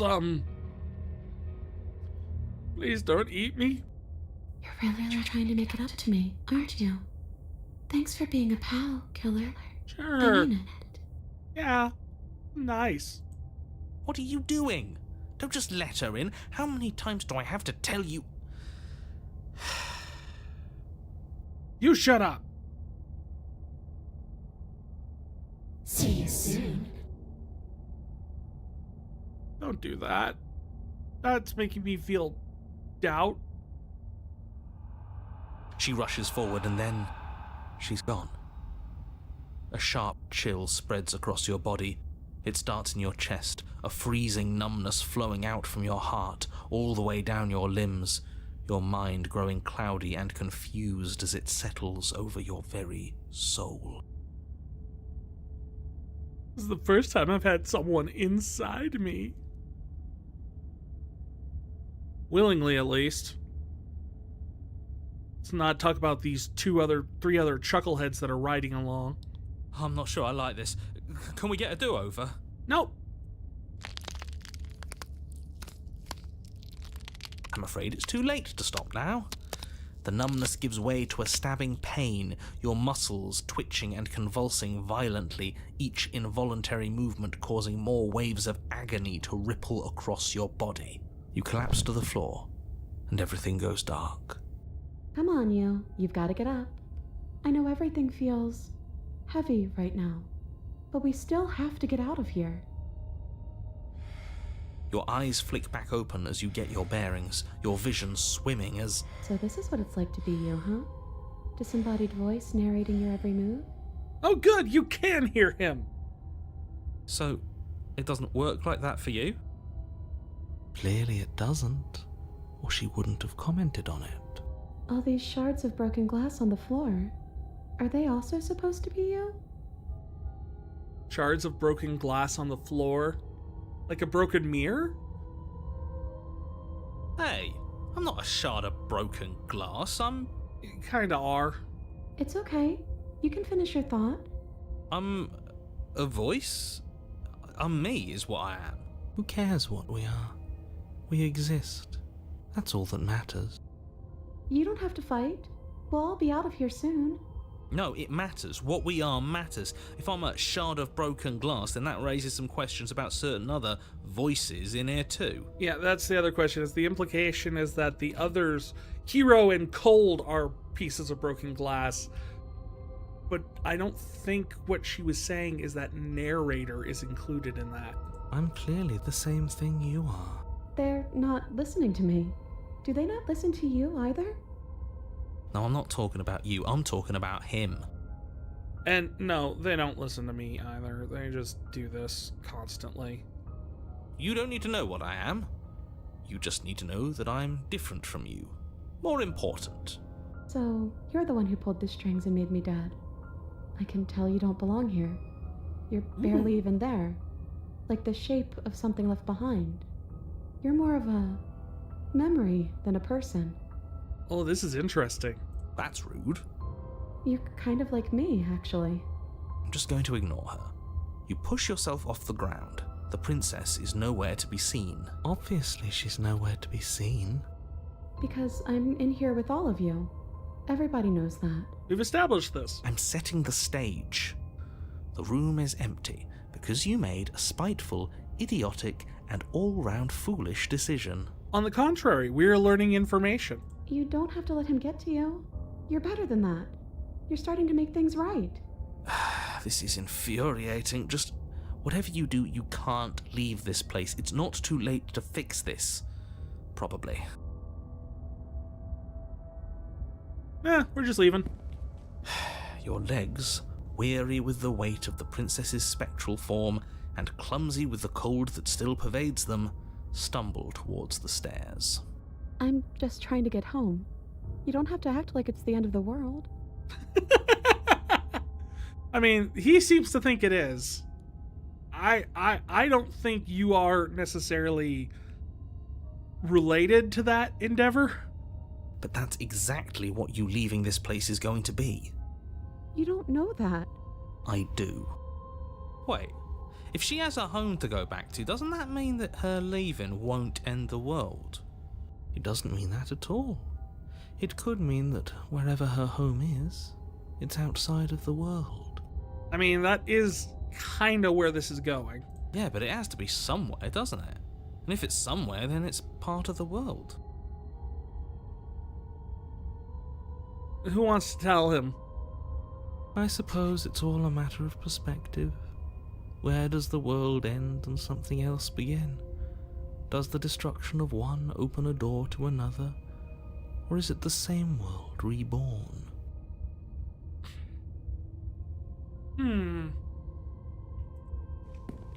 Against the backdrop of the inane conjecture of meaningless little voices, No. your body continues its Let ascent Cold up the cook. stairs, staggering through the open door.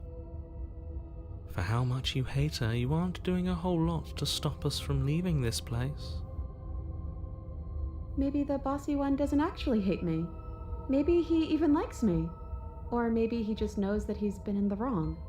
Maybe he's trying to make amends too. Wouldn't that be nice? Probably not. But that would be nice. Not at all. I'll have you know that I do hate you, and I will continue to hate you for as long as I am able. Why did that audio not play?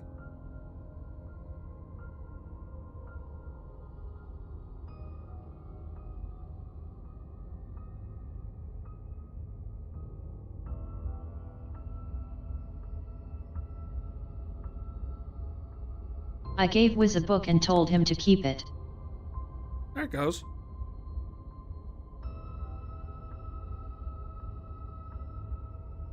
You did that? That was all your idea.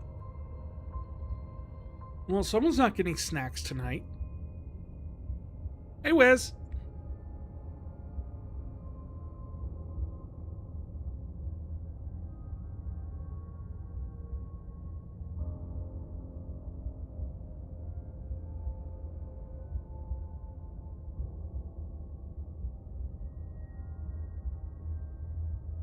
Hope your Sunday's treating you good. It's just the weight of it all. It's too much for me to do anything other than describe and dictate. And whine. And bitch. This body wasn't made to hold you and the princess. If you want to renege on your cataclysmically terrible decision a minute ago, well, you're the only one that can make that happen. What do you mean this body wasn't made? Are you telling me that my Birdman form is not... Did you put me in this body?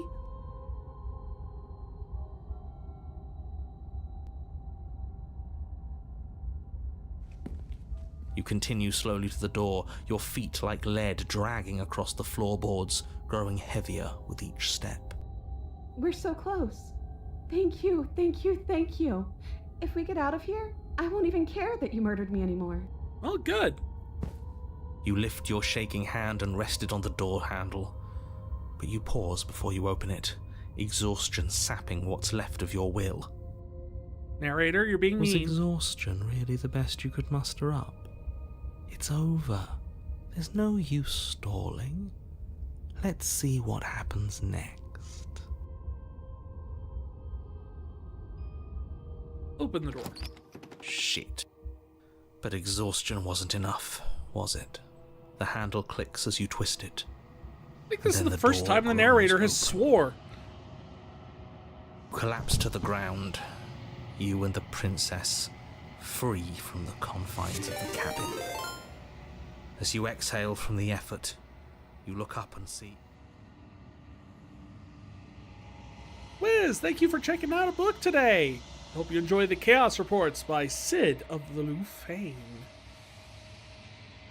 10 books. Hope you've returned at least some of those.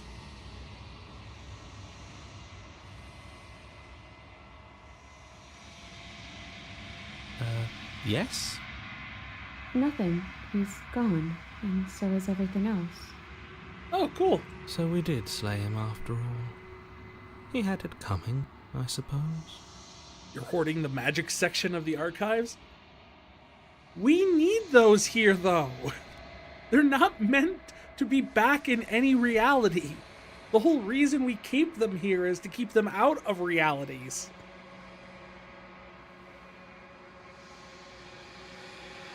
But what about us? Are we just stuck here in nowhere forever? Did taking her out of the cabin really end the world? We're still here. Yeah, but that thing you said earlier, are we not part of the world anymore? Are we in some world that exists after the world ends, or on top of the other world but not in it, or have we never been part of the world? Okay, I've heard enough from these two. Let's see if I can pop out. Yeah. Hey! You feel a lightness in your chest as a pair of sunken eyes emerge from your body and stare up at you. I'm out. You actually freed me, didn't you? I'm outside. Thanks for giving me a second chance, killer. Don't mention it. I think this is where I'm meant to be. Outside? See, yeah, I thought that joining the collective was home.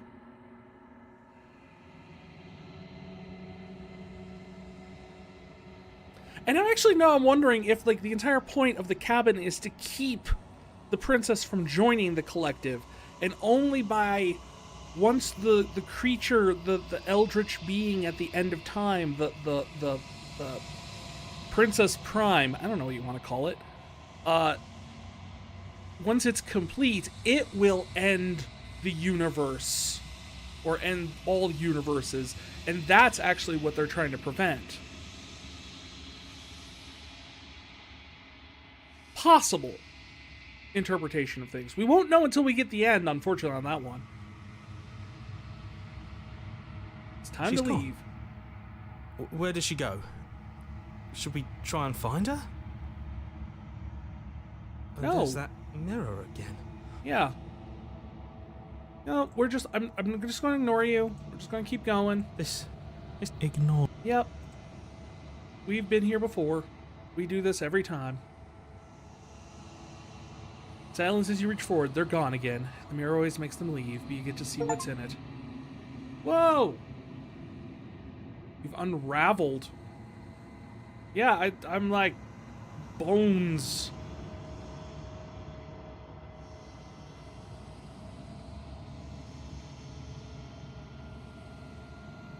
Alright, we're in the long quiet. Let's go see our friend.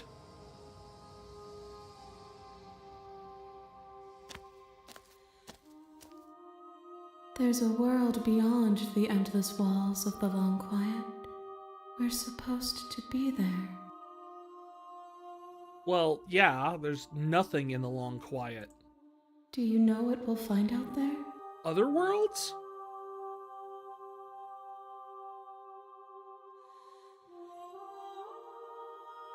I mean, that's what the kid who I dropped off the train tracks into a pit told me. I hope you enjoyed that reference.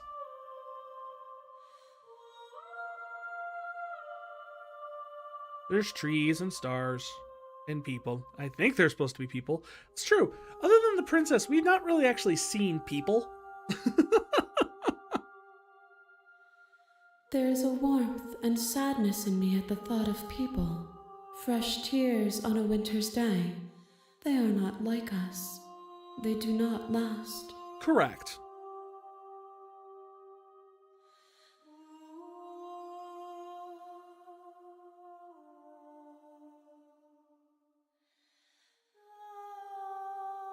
Ah, here we go. When you send me back, I'm not alone. There are voices that speak to me. Some of them are me, but one of them is something else. I call him the narrator, and he wants me to kill you. Do you have a narrator? Have vessels had one? No, their thoughts are quiet. Do you think your narrator lives in the spaces beyond?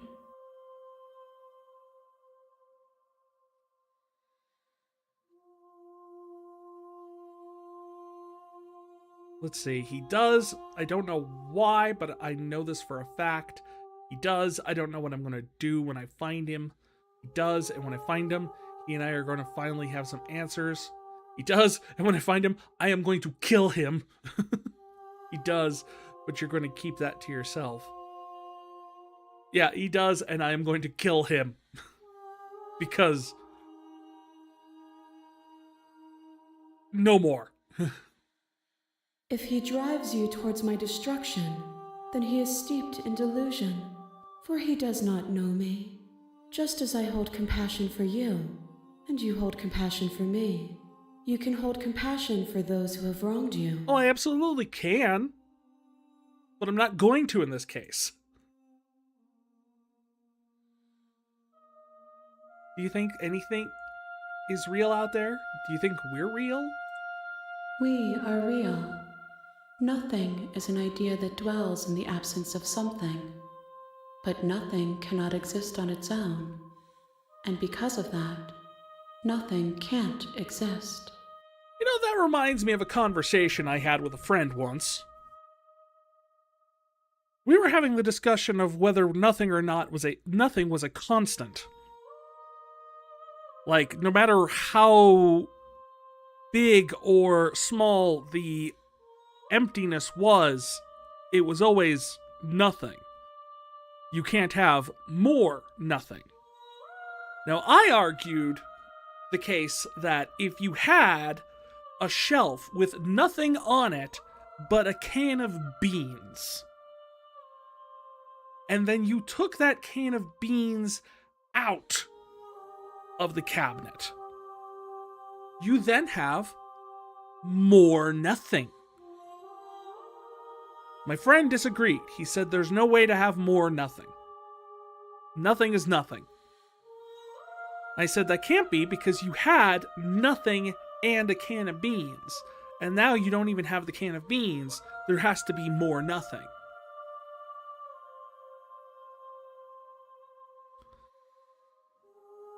I don't think we ever came to a proper, conclusion on which of us was right about this. We had a lot of discussions like this when we were younger. Strangely enough, no amount of illicit substances were actually involved in these conversations. This was just what we talked about when we were bored. I also argued with him for a good long time about the fact that it'd be easier to and cheaper to run NASA if we just used monkeys for everything, because clearly they were a decent substitute for astronauts once, so why are we bothering with more astronauts? We could save so much space and time and everything by just sending monkeys. He disagreed. But that led to this form of reductive, I guess, askew reasoning that I would always present in these discussions with my friends as space monkey logic.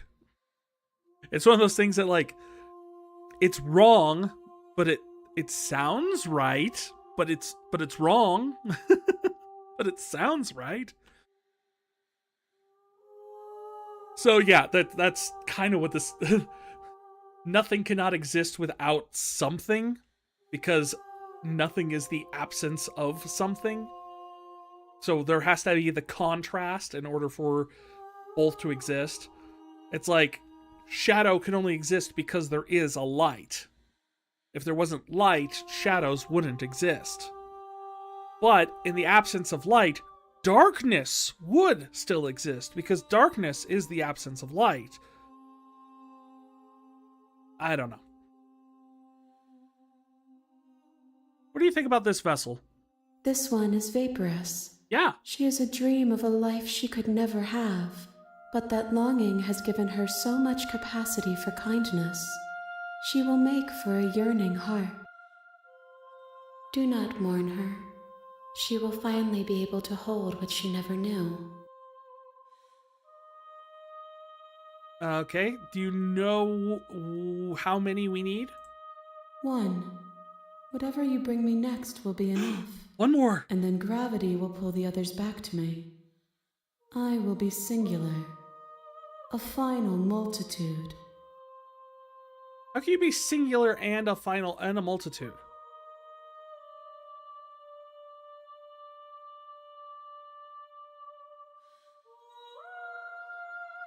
If this is the last time, is there anything you'd like me to bring you? These gifts are a conversation, and each one shows me the contours of your heart. The only thing I want to see is what you choose for me when the thread is fully drawn. All right. The next time I see you, each of us will finally know what we are. I will be here, waiting for you. I'm just noticing something. Like, Ghost Princess mentioned the fact that the other voices in our head are pieces of glass, of broken glass, which naturally would lead to indicate maybe she's talking about the a broken mirror. Mirrors, of course, being reflective. And I just noticed the fact that every time we die and go back after we get to the long quiet, you hear a mirror getting broken or glass being broken.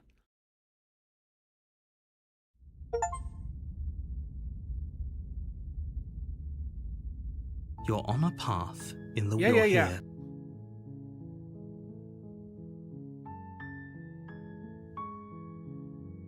So,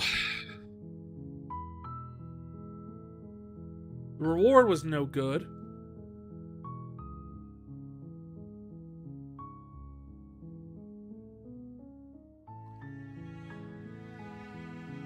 You know what? The only thing I can think of that we haven't really done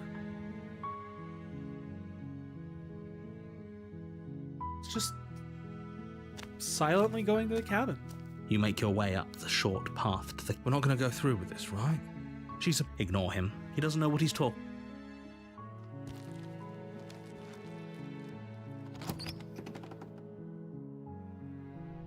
The interior of the cabin is almost entirely bare.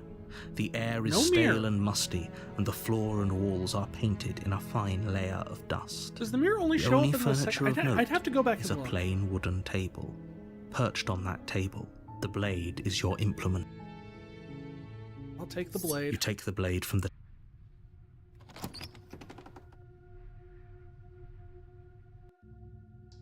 gonna door kill to her, the though. basement creaks open, revealing a staircase faintly her voice. Who's there? She sounds. Don't let it fool you. Yes, I know.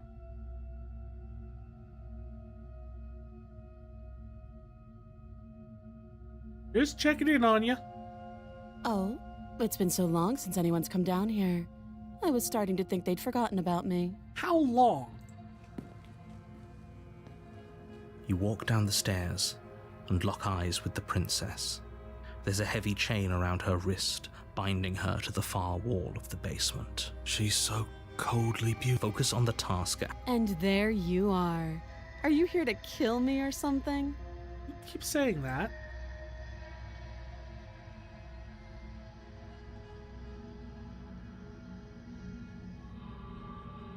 I haven't decided yet. How about you drop the knife and the two of us just talk? See, last time we went this route, we started with this position. We kept the knife regardless. And we just tried to talk without dropping the knife. And that's what led us to the Eye of the Needle. Let's play this, change this up this last time. Look how reasonable she's being.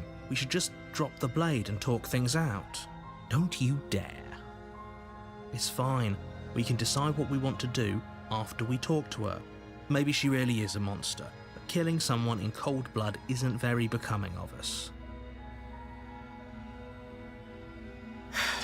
The blade tumbles out of your trembling hands and drops to the floor with an unceremonious clang.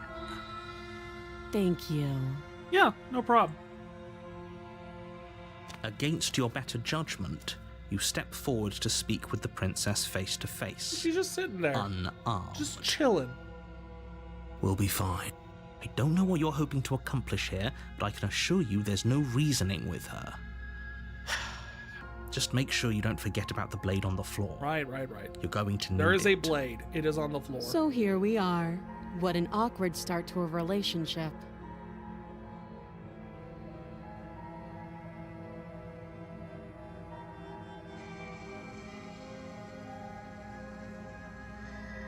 There's people out there who think you're going to end the world.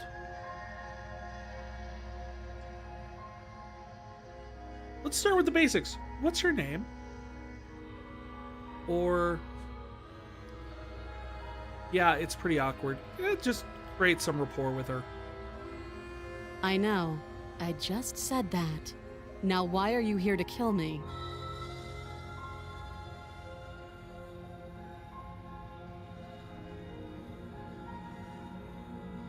That I've been told things, but I'm not sure what to believe. Believe me. No, I'm not going to believe you. You are the most suspicious thing here. We've established that. Consistent through all possible timelines. The narrator has been the most suspicious thing. And do you think asking me what to believe is going to suddenly make everything crystal clear? Let's not pretend that's going to happen. As far as you're concerned, and as far as they're concerned, I'm going to say whatever I have to get out of here. That's just the dynamic of our situation.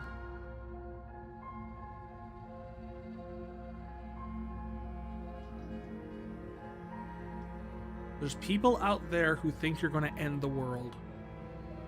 Don't just tell her that. Yeah, I'm going to tell her that. Don't you talk, narrator. Is that why they threw me down here? But I don't want to hurt anyone. I like the world, I think. She kind of looks creepy with these eyes. It's very interesting just how much just like tweaking the eyes has changed her personality. I don't remember much about it, to be honest. I've been down here a long time. Just how long has she been down here? If I'm supposed to be capable of ending the world, then how did I wind up here, chained to a wall? Have they told you why I'm allegedly so dangerous?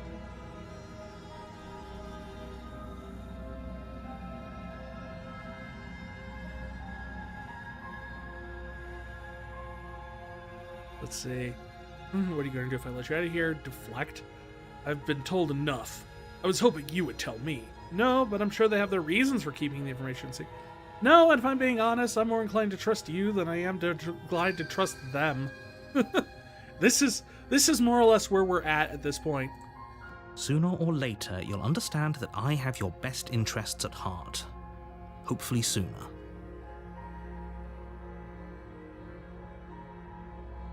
How sweet. Now be a pal and help me get out of here, would you? We could figure out how to deal with them after I'm free.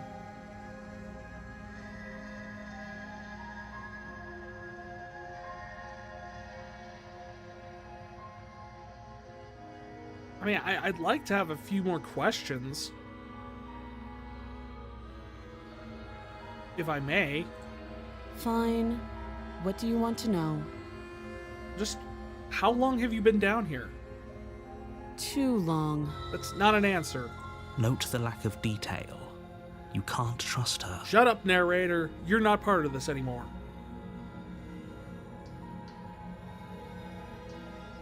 What's your name? She hesitates before answering. You can address me as Your Royal Highness, or Her Majesty. Any honorific should do, really. Really? Because I thought Highness and Majesty were for different, like, levels of royalty? Is that true?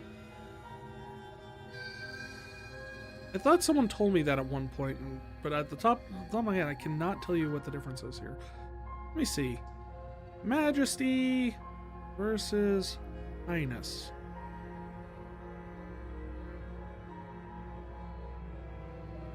Okay, so Majesty, in this case, Her Majesty would be referring to an emperor, king, or queen.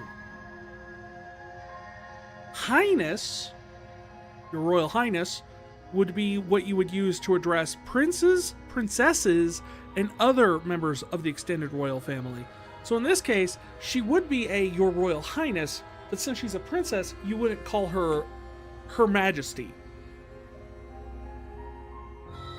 But the fact that you're saying any honorific could do, really, I'll just call her Mrs. Again, she offers no specifics. No matter how hard you try, you'll never get a straight answer out of her. How would I get you out of here? You can't. Don't bother. I'm guessing you don't have the key then. I'm sure there's a key somewhere around here, and if there isn't, well, we can always put that knife to good use. Her sharp eyes settle on the edge of the blade. She isn't suggesting what I think she's suggesting, right? What, that we use the blade to lockpick? She is. I'm sure of it. Oh, have you decided what to do with me? You know why you're here. You want me to slay the princess, Palm? No! Also, hi, Palm!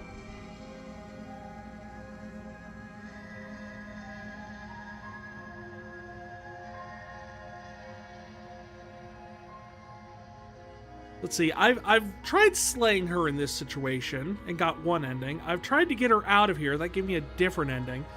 I don't think we've ever just tried to keep her locked away.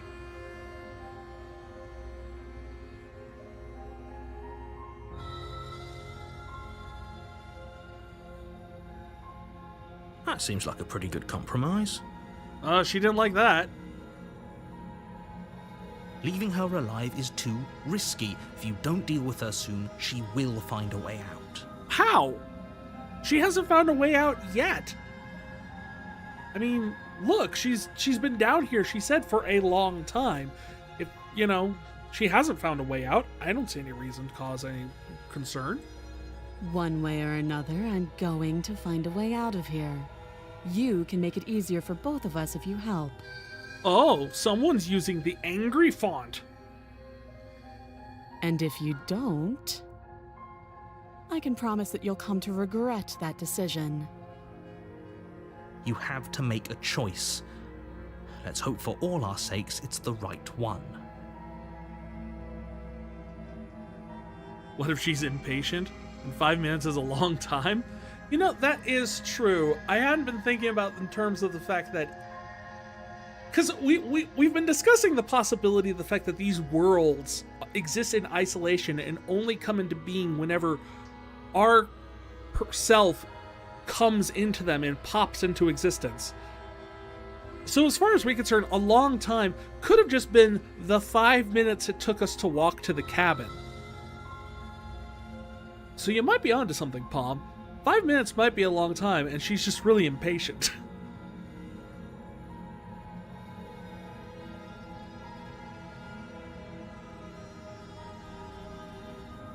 I made my choice, and I'm locking her in the basement. I know you think this is a fair compromise, but it isn't. No one wins here.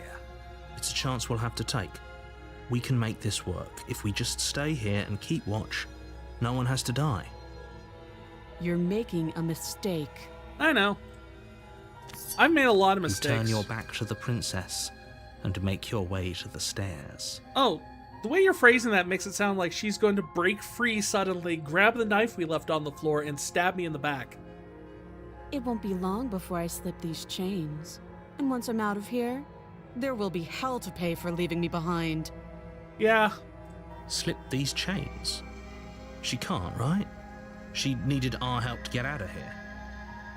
But do you hear the conviction in her voice? I don't think she's bluffing.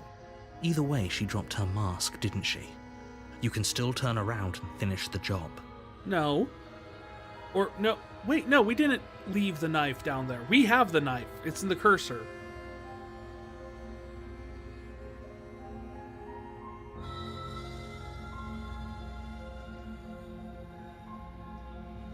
Oh, that's a relief. I was afraid I'd already committed to not slaying her. Such a weird, like, maniacal stance to take. No, we're just gonna It'll lock be her the down death here. of all of us, but fine. Have it your way. Look, man, you're really not gonna spook me with this death of all of us stuff.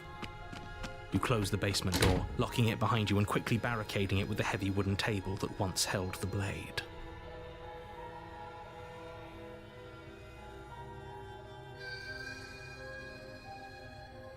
Doesn't that door look like it opens inward? Wait. Also, I don't think this table's gonna do anything to block anything coming out that door. Pretty sure a mouse could push this door open with that table in the way. Okay, we can make this work. You settle in against the far wall to watch the basement door. See, what we should do is flip the table and then ram it up against the handle and make that in a kind of a wedge. It isn't long before you start to drift off, your eyelids heavy with fatigue. But sleep doesn't come. Instead, your rest is broken by a piercing, wailing voice calling out to you from the other side of the door. It's mahogany? Well, in that case.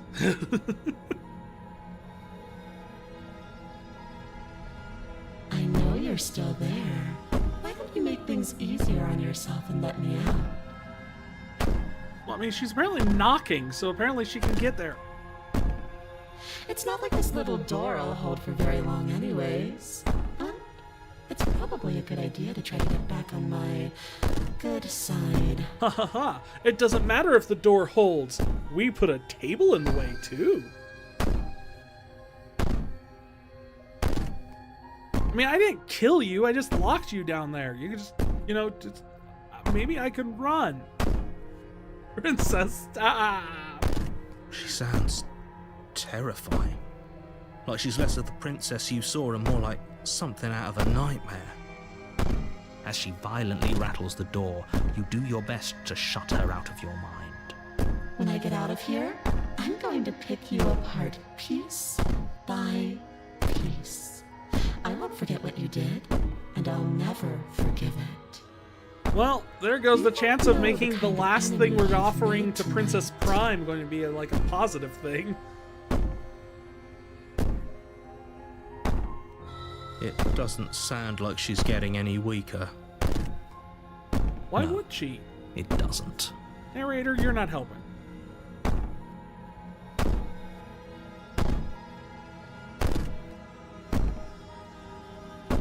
So all of it was just an act, wasn't it? You're not really an innocent or harmless. You're not even a princess. You're a monster. I can be innocent and harmless, if I want to be. Teasing me with fresh air and a chance to finally live freely doesn't inspire me to play nice. I wasn't teasing you with anything. I wasn't even offering. I wanted to talk, and you wanted to get out, and you're just like, well, let me out. And I'm just kind of like, I never even put that on the table. The table that is now in front of the door.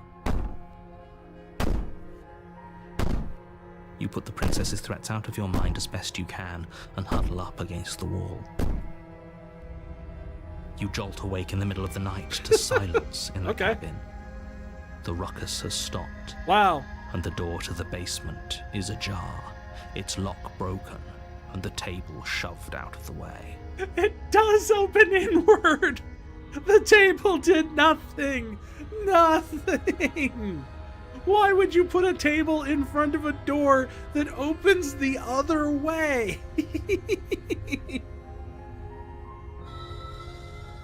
All you're telling her is like, when you open the door, here's a table you have to crawl over. That's it. It does nothing. Where is she?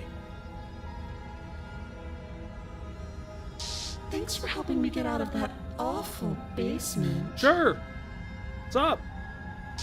You try and stumble to your feet, but as the princess draws near, it's as though your body simply stops working. Why are you electric suddenly?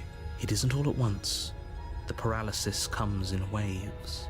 First your toes go numb, and then your feet, and then your legs. You lie prone on the floor of the cabin, unable to do anything but witness her approach. Well, wait. I'm a flying type. I have feathers and stuff. That makes me weak to electric types. This is bad. Whose side are you on? Yours, of course. But I have a duty to uphold the truth. Lying about the facts of the situation doesn't change them. On the contrary, lying about the facts previously has allowed you to change them. You can change the facts, Mr. Narrator. You don't like the ghost princess? I don't like this ghost princess. I like the other ghost princess. She was nice. So helpless. I can take my time with you, can't I? Apparently. She steps closer, one silent footfall at a time, cocking her head in curiosity as you feel your organs shutting down one by one. You know, I know her eyes are like super terrifying and like big right now and like huge, but all I can focus on is like, I'm pretty sure her arms aren't supposed to bend that way. Or maybe I can't take my time with you. You don't look well. A little green around the gills. What a shame. If you'd only helped me get out of here, we could have done such wonderful things together. Your lungs stop drawing in breath, and your heart freezes in your chest. I'd say better luck next time, but we both know this is the end, don't we?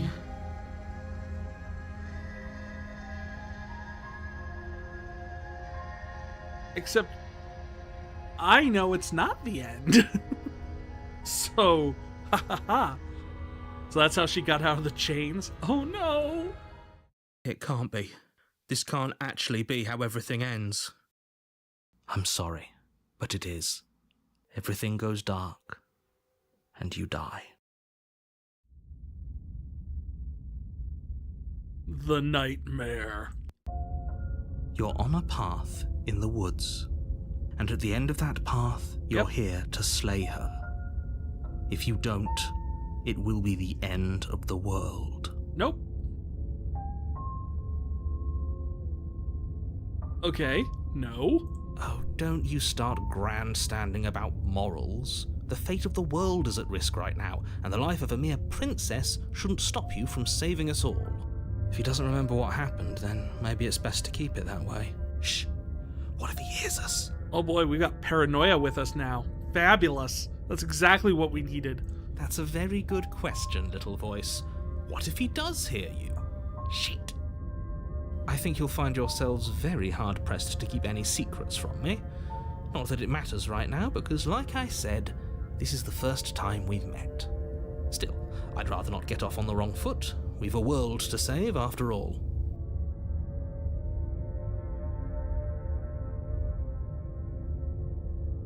So let's assume I'm telling the truth. Those are two very different... Let's say for a moment that this really is the... If you're back here, I'm assuming we couldn't trust either of you, and as far as I'm concerned, we still can't. Yeah, everyone was kind of All mean we to did us. was lock her away. And how'd that work out for you? No comment. Well then, congratulations. You've been given another chance to actually do this right. And your solution is to send us back in there. Do you want us to slay the princess, or do you want the princess to slay us? No, he doesn't want us dead, because then everything resets. He needs to keep us alive. In perpetuity. Obviously, I want you to slay her. One of you poses a threat to the world, and the other doesn't. I notice he doesn't specify which one of us is which in that statement. Anyways, I believe your other question was something along the lines of, what's the point of doing anything? If you're asking that, it sounds to me like you're making the rather dangerous assumption that your actions last time around... What do you mean? Of course there weren't any consequences.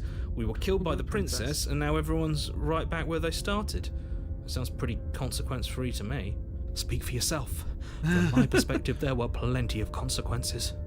I'm never going to forget the way she just made us stop working. I mean, to be fair, Paranoia, yeah, the consequences for you are very extreme. You didn't exist before. And that's only scratching the surface. If what you said is true, it begs the question of how you got back here. Did time? Do you think the people there lived happy? If she brought an end to everything and everyone, how are we supposed to stop her?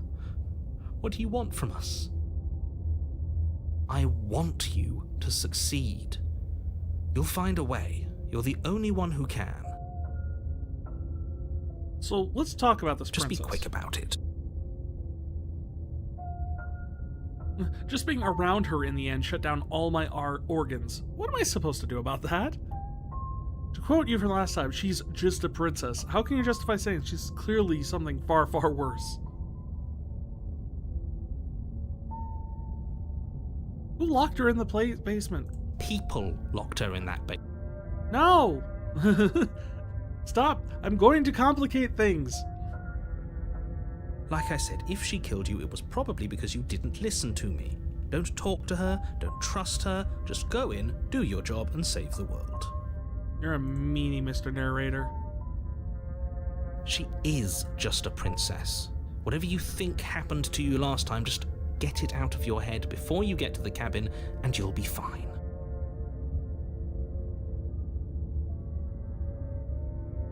People locked her away. Why didn't they slay her? I'm not supposed to say Okay, you we can't are just special. goad us into doing something by calling us special. It's manipulative. Why are you trying to manipulate us? Yeah! I don't know, I kinda like being special. Shut up, hero. Okay, fine. Maybe you can goad him into doing something, but he's not even the one who makes the decisions here. I'm not goading you into doing anything. You already know the princess is dangerous. All I'm trying to say is that you have to be the one to deal with her. I know it doesn't seem fair, but that's just the way it is. And for what it's worth, I know you have it in you to finish the job. We don't. You saw what happened to us last time. We need to leave. I've told you everything you need to know. Going into more detail would just... If you want us to stand a chance against her, we need to be armed with information. Yeah. What is she really capable of? How are we supposed to stop her? Keep talking, hero. Not to sound like a broken record, but the less you know about her, the better things will go for all of us. I know it sounds like I'm hiding something, but you're just going to have to take me at my word. No! I don't want to take you at your word. Every time I take you at word, you lie He's to me. telling us everything he knows because he doesn't trust us, which means that we can't trust him. I am with you, Paranoia. Stop talking yourself in neurotic circles and just get to the cabin already. Do you see the way he keeps pushing us? We have to get out of here. Great. Now, if you don't mind, the whole world is waiting with bated breath for you to save it from ruin. I can still turn around and leave. But we've already done that. I don't know if it'll even let us. You have already. Yeah, we committed to my completion. We can't. We've already gone to that path. Warning, before you go any further. She will lie, she will cheat, and she will do everything in her power to stop you from slaying her. Don't believe a word she says. Don't believe I don't think a lying word. and cheating is a thing. She was very direct with us last time. Or at least she was direct with us after we decided to lock her away. Yeah. It doesn't matter. Don't trust anyone. Well, that's not going to be a problem, because if I don't trust him, I shouldn't take the knife and kill her. If I don't trust her... The interior of the cabin is plain, the smooth wood of the walls almost featureless. The only furniture of note is a lone table, knocked on its side in the corner of the room. I don't like this. A pristine blade stands between you and the open, inviting basement doorway. The blade is your implement. You'll need it if you want to do this right. This is like a horror movie setup. I don't like this at all. Hold on. What happened to the door? There was a door here last time. It's just an empty frame. Yeah, the empty frame and the table's still overturned. She's already gotten out, hasn't she? And she's ready for us. She's been waiting. Can't you feel her eyes on us? I'm going to need all of you to pull yourselves together. The princess has not already gotten out. But if you keep getting stuck in your head like this, you're going to struggle to get the job done. So deep breath in, deep breath out. Your task awaits, and only you can do it.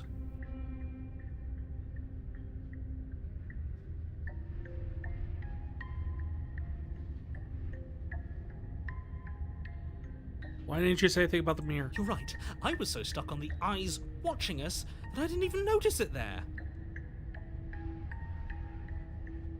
What are you two talking about? There isn't a mirror. There's a table, the blade sitting on the floor, and the open doorway leading to the basement. There's nothing else in here. There's definitely a mirror. There isn't. We have to look at it. Yeah. Yes, that's what he wants us to do. And pretending it isn't there is a trick to get us to do exactly what he wants. Paranoia, you're becoming quickly not super helpful. You're essentially... We should do this, but we shouldn't. But we should, but we shouldn't. It's like, yeah, that's... You're not helping anyone with this conversation. I want to see how handsome I am. We shouldn't waste time preening. But if he is lying about the mirror, it might be important. I'm not lying to you. Use your eyes. There is no mirror. Why would I lie about something so meaningless? What good would it... Maybe he's trying to keep us from looking because there's something horribly wrong with us. Oh, God. No, there isn't something horribly wrong with you. You look exactly how you're supposed to look. Now stop second-guessing my every word. Saying that we look exactly how we're supposed to look does not exclude the possibility that there's something horribly wrong with us. I'm just saying. Both of those could be applicable in this situation. Approach Walk the mirror. up to the wall next to the empty basement. It's really... You reach forward and rub your hand against the cabin wall. See, that I hope you hand know is how not ridiculous normal. You look right now. Did he make it go away? Clearly there was something in there worth investigating if he wants it hidden so bad. You reach down and pick the blade up off the floor.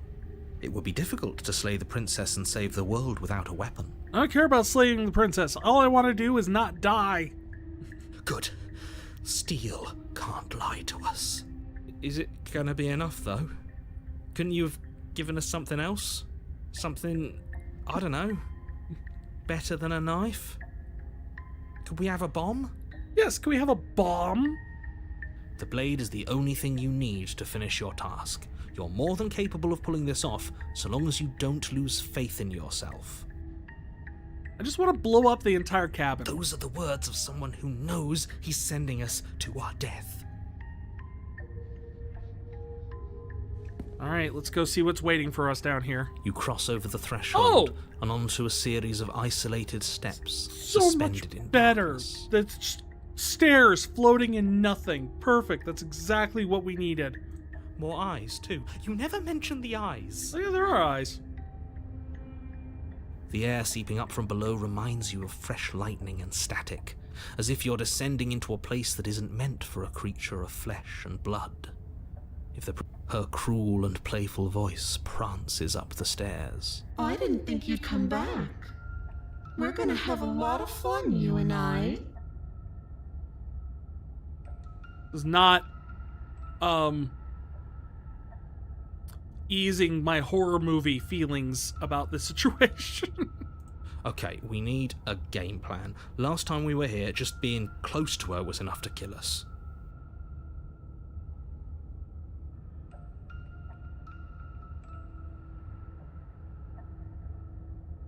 How hard is it to throw a knife? We don't need a plan. I'm just gonna kill her. Mr. Narrator seems to think I could do it. I don't trust Mr. Narrator.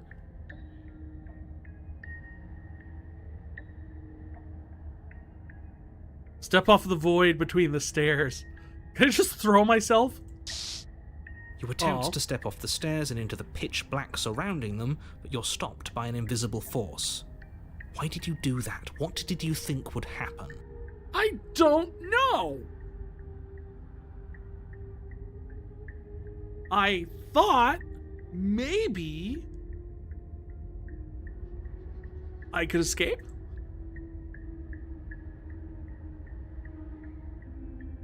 I don't know, falling into an infinite void seemed better than just going downstairs and dying. I'm just scared. How would falling into an infinite void be better than anything? It's a great excuse for a bottle episode.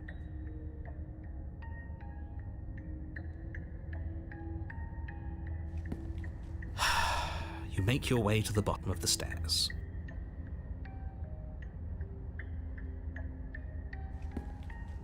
As you emerge, you find yourself between two loose rows of white wooden planks suspended in nothingness.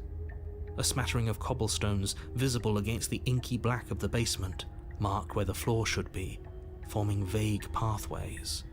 At what seems to be the end of the room, they diverge in opposite directions, left and right. All slithy where the more it grows. Stop doing that. She could be anywhere, and there's nowhere for us to hide. We're completely exposed. Oh, the worst part about the eyeballs is they don't move around when you move the mouse. Like, the path and the wood all moves, but the eyeballs are fixed in the background. Are you really not going to comment on how weird this place is? No, I'm not. Somebody needs to be the voice of reason here, and it certainly isn't you. Excuse me? I'm being incredibly reasonable. You're the one who's just matter-of-factly describing whatever the hell we're looking at like it's an ordinary basement. We're going to die down here. I don't want to die again. Thanks, Paranoia. You're helping a lot. Please stop saying that.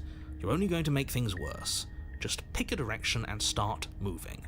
I wouldn't give it too much thought if I were you. It doesn't really matter, because either way you go, I'm going to find you. I really picked a horror route for this last one, didn't I? Well, right has eyeballs, left doesn't have eyeballs? So we'll go left. You turn to the left. A faintly outlined path lies before you. There you are. Ah! I told you I was going to find you. What the hell is that? Go away! Shoo! As the princess approaches, your legs suddenly go numb. Your arms quickly follow. This is it, isn't it? And you brought your little knife with you again. Cute. There has to be a way out of this. Think! What did you do? Pull yourself together. She isn't supposed to be like this. What do you mean, what did I do? This is just... I didn't do this. I wonder how many times I'll get to play with you before you break. Your vision cuts out as your blood begins to coagulate. It's as if every part of your being is coming to a lurching halt. I don't like this. Heart, lungs, liver, nerves. Heart, lungs, liver, nerves, Heart, lip shits. liver. Your lungs pull in a desperate gulp of air as your eyes God. shoot back open. Nerves, heart, lungs, Paranoia, please stop. nerves, heart. What are you doing? I'm working. Do you want this body to function, or do you want... And then experience stops once more as your body reapproaches death. Just glitches out my existence. Whatever you were doing, please just start doing it again. Are you sure about that? Are you sure that's what you want, or do you want to interrupt me some more? Yes? You have seconds left. Not helping. Yes, I'm sure. Okay.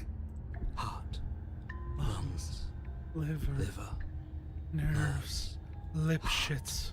lungs. Again, your eyes shoot open as you gasp for breath. Lungs, liver, nerves, She kind of looks happy. lungs, Can't decide what you want to do, can you? heart, lungs. Oh well, standing there gasping like a fish is more fun than dead. Even if you look ridiculous. Heart, She isn't attacking us. why? Because she's having fun. Heart. The why doesn't matter. She's already proven her ill intent. Don't lose sight of your mission. Your weapon is still in your hands. Strike at her and end this before it's too late. That's not how these stories end, though, narrator. I've watched horror movies. We have to, like, lay her to rest peacefully or something to break the curse. Nerves, heart, lungs, Like, burn her remains in a cemetery or... liver, nerves, heart, lungs, liver, nerves, Why won't you finish me off? lungs, What good are you alive? What do you want from me? nerves, What happened to you after you killed me last time? liver, nerves, heart, lungs, liver, You want to work together? Can you at least shut off the whole organ shutting down situation? nerves, heart, We don't have to be enemies. liver, nerves, heart, lungs, liver.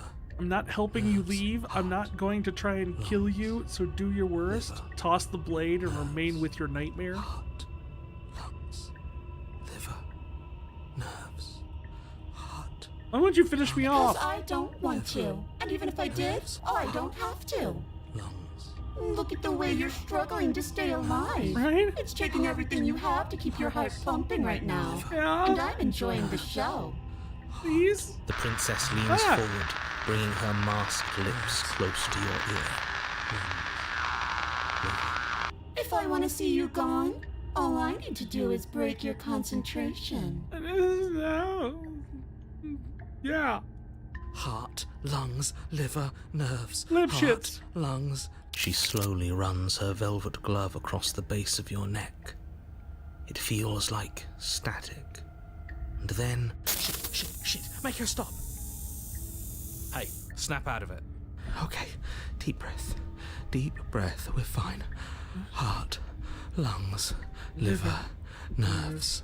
You're back. Lungs, liver, nerves, heart. One moment, liver, and then you're nerves, gone. heart, lungs, Just liver, like nerves, heart, that. lungs, Ah, liver, and nerves, there's the fear. Do you like the fear? heart, lungs, I can get liver, more. nerves, heart. She pulls away. Nerves, heart, But that wouldn't be very fun, now would it? I've already done that. nerves, heart, lungs, liver, nerves, heart. lungs, liver, nerves. You know heart, what? Lungs, liver, nerves. I'm not going to do this. Lungs, liver, I'm not helping nerves, you leave. heart, I'm not going to lungs, try and kill liver, you. nerves, Do your heart, worst. I'm lungs, going to toss the liver, blade aside nerves, and remain heart, here with lungs, liver, my nerves, nightmare. Heart, lungs. Are you serious? Heart, lungs, liver, nerves. You fling the blade into the void, denying yourself the opportunity to ever slay her and finish your mission. Yeah, because I've seen horror movies, narrator. I know how this works. Nobody's happy here, but maybe it's for the best. You poor deluded thing. Do you think a single moment of bravery changes you into something you're not? I am what I am, and you're always going to be a coward. Yeah, but... Lungs, liver, nerves, heart, lungs, liver, Yeah. heart, lungs. She raises a hand to her mask and pulls it down. You don't get the chance to see what lies beneath before it envelops you. Okay. Like a creeping mold, the complete reality of your existence threads its way through your mind. Birth, death, birth again, decay and bloom, a million stitches from a million microscopic wounds you've inflicted on everyone you've ever met, with every muscle you've moved and every word you've ever spoken. No. Let me out. Your existence hurts them. Let me out. A lonely soul in a room by itself, weeping. It lives for 80 years and then it's gone. And then it's there again. The heck is this path? This is the existential crisis? Everything you have possibly done to anyone in your life is all you've done is hurt them? Oh God! Let me out. A reprieve. A good life. Love. Children. A steady career. Recognition from your peers. Here one moment. Gone the next. The worms have found their orifices. Well, if that ain't just a sentence to just bring it in.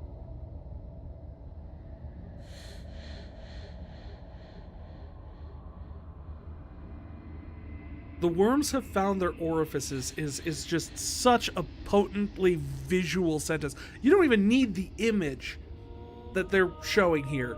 This image does not do nearly as much damage as just the words. The worms have found their orifices. Let me out. Diagnosis. It forgets everything it is. Anger, rage, distance, poverty. The lonely soul is lonely again. Love turns to mockery.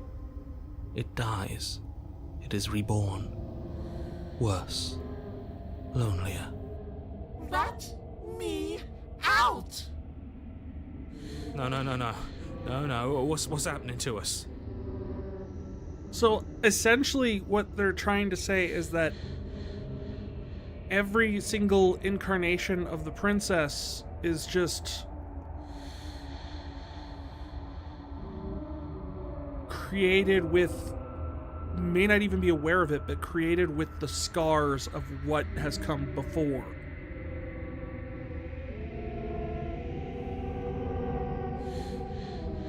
And neither of us seem to know that we're essentially breaking each other.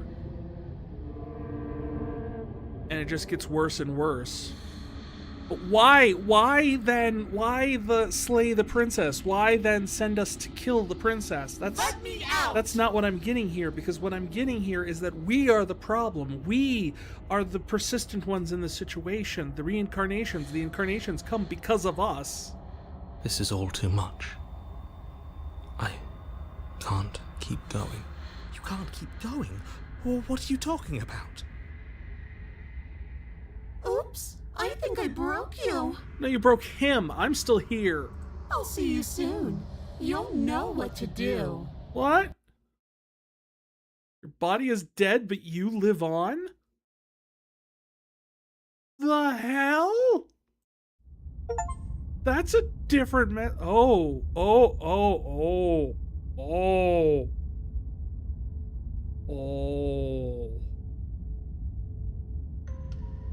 You're on a path in the... Shit!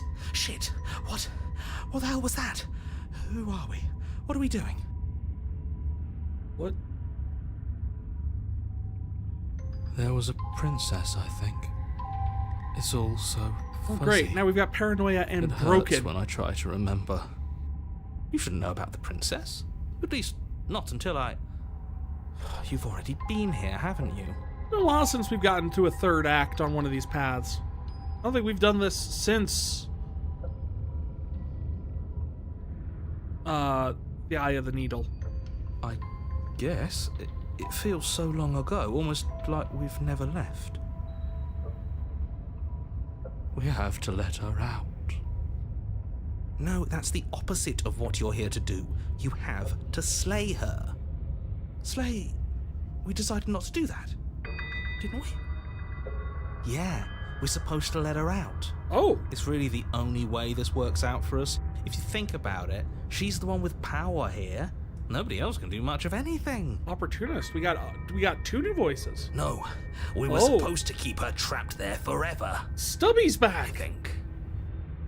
We're supposed to be unfeeling. And How many cold. times do I have to tell you to snuff out your heart? We can't be unfeeling. Not when there's so much fear everywhere. Hunted? There's nothing for us to do. We've already tried everything. Oh man. We love her, so we have to set her free. Eye smitten. Can we love something that hates us? Can we love something that hurts us?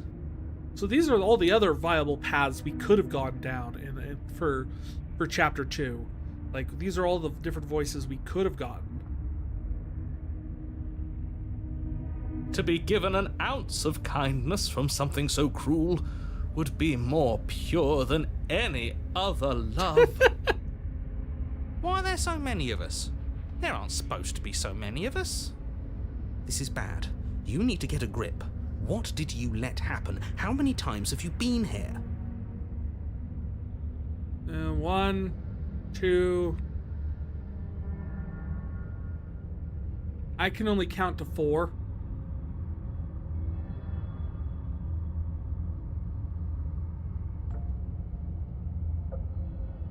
I think they're all wrong. Of course we're wrong. She's the only thing that's right. Yes, obviously they're all wrong. What are you going to do about it?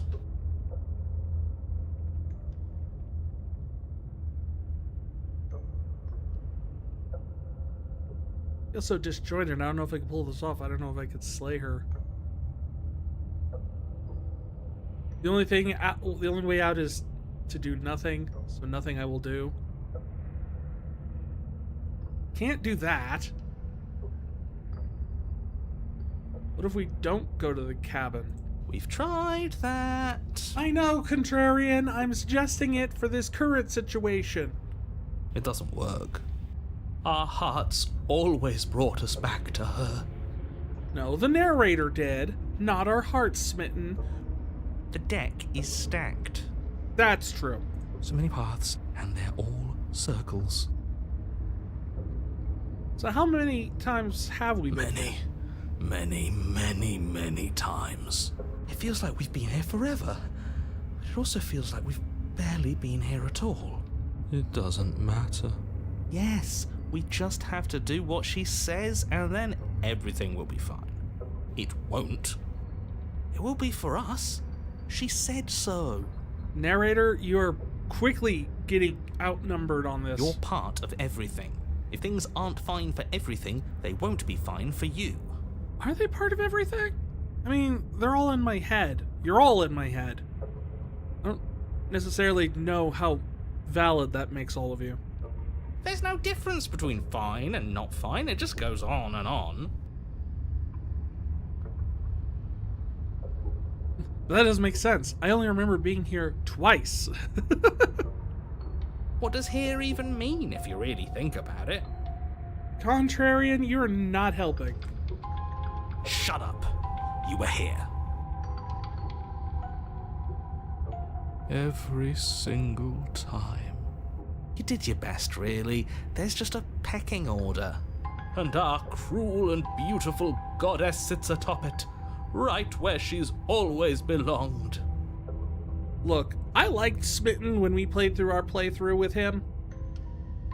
But right now, can we shove him in a closet somewhere? You're lucky. What I would give to be able to forget. I've tried to keep them numb. Still trying to figure out what the deal with They're Hero all is. too Why is soft. Hero always there right at the A beginning? shame, really.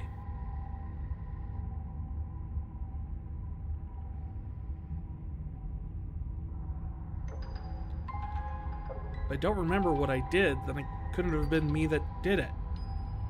Don't think about that too hard. All it will do is weaken your resolve and make it that much harder for you to slay her. Maybe you're shattered in your own way. Possible. Are you your memories? Or are you the one perceiving the present moment? Interesting thought there, Skeptic. Ugh, here you go philosophizing again. It never goes anywhere. Stubby, you've never been helpful. Ever. Not once. Yes, this is far from the first time you've asked us about consciousness. Who am I? What am I? What is I? Who even cares? They're good questions, great questions even, but they don't have any answers. And they all just end in quivering torment. It doesn't matter what we do, because we always find her, and if we don't find her, she always finds us. And then she smashes us into smaller pieces. Yeah. If you all just stopped feeling, we could have been done with this ages ago. Your thoughts are far too scattered to rein back in. Your only option is to silence them. I don't want to silence them. They're funny.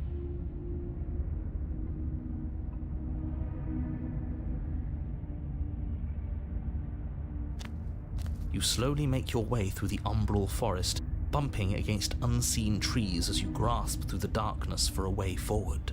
Right. But eventually, you do make it to the cabin. Or rather, you make it to the place a cabin should have been. Instead, all you find is an empty hill. No, there's a mirror. No, this isn't right. There's a cabin there. There's always supposed to be a cabin there. And a lighthouse. And a man.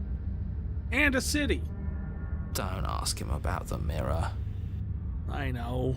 It's pointless. He always says he never sees it. He always lies. And he always makes it gone. What's interesting is the mirror exists there before the cabin forms. Stay focused. You still have a job to do, and it's best not to be distracted by fraying thoughts. There is no mirror. You know that as well as I do. She's still here, buried deep inside the earth. On this heath. Just walk up the hill. You always give too much space to the others. It's why you always lose.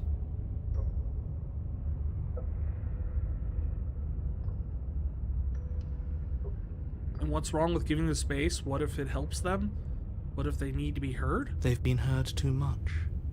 It's why they are the way they are.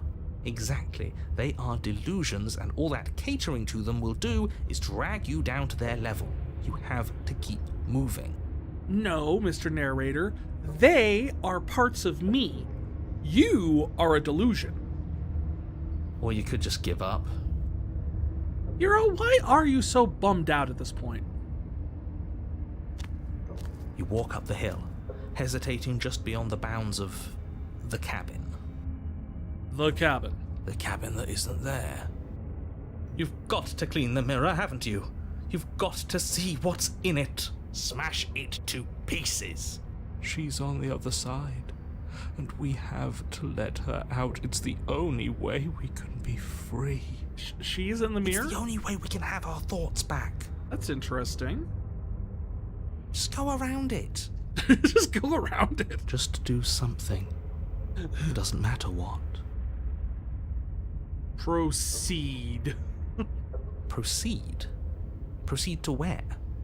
I'm afraid you're going to have to be Welcome, a little more Raiders. specific. Thank you, Vicky Sanctus, for the raid. Hey, Vicky, thank you for the raid. Welcome in, welcome in. Hello, Raiders. My name is Rykurian. I'm the storyteller. We play a lot of story-based games, RPGs, visual novels, sandbox games where we can kind of craft our own tales. If you like what you see, drop me a follow. Vicky, how was Digimon? Hope it was a lot of fun. We've been making a couple Pokemon jokes here throughout the night, but that's a very different scene. If you need to take care of yourself, head off and go and do any sort of post-stream care. Get yourself something to eat, get yourself something to sleep. Play a round of mini golf to unwind. Totally understand, and I wish you the best. If not, feel free to hang out and have a good time.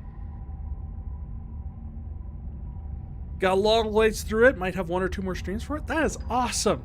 It's always a nice feeling when you get like towards the end of an RPG, right? When you're at like, I know that we're at like right there. Supposedly we're right there with this too. We're like right at like the final run through of this game, and things have gotten weird. Essentially, we broke reality for us or something. Now there's like a bajillion voices in our head all telling us different things. Got it? Raiding Vray's closet for outfits? I do have a good number of outfits. Most of them are video game related. And then you could start up Time Stranger? Interesting.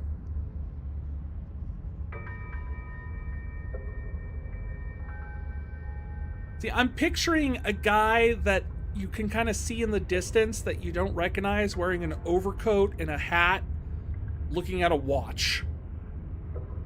And I go, that there's the Time Stranger. I just realized I just described Gaspar from Chrono Trigger. It was also kind of a time stranger.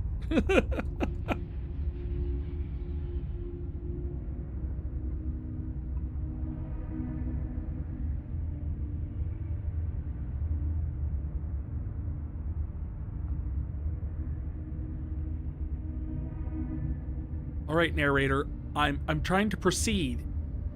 You come up with the rest. You're the narrator, not me. That's a new one. Do you think it'll work? Of course it'll work. He always makes the best decisions.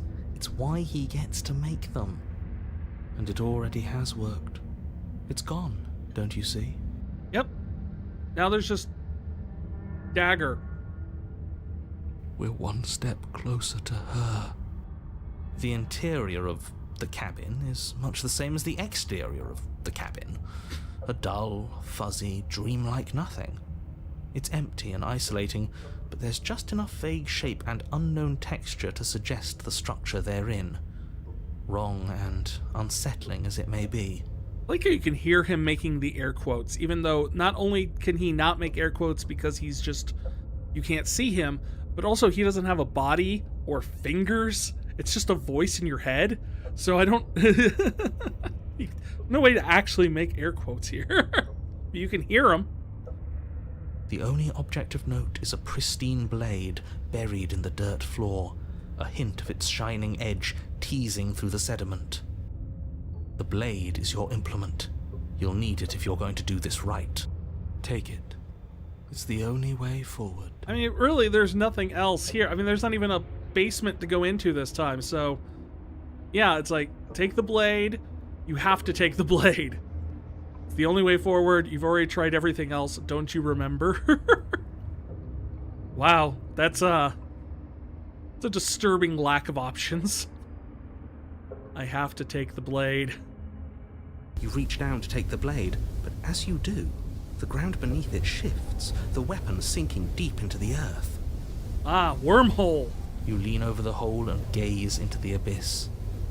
It is so very deep. Deep in the bowels of the earth. Oh! You see something staring back at you. It fills you with dread. Oh! This is the abyss that gaze back at me type of thing? Because I don't like it. I could do without. It's her. Yeah, I know it's her.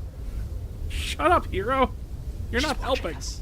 She never stops watching us. Her little face mask thing is broken now. You really are a coward. Nuh-uh. With every word she speaks, the princess in the pit blinks closer. I was joking when I said that way back when.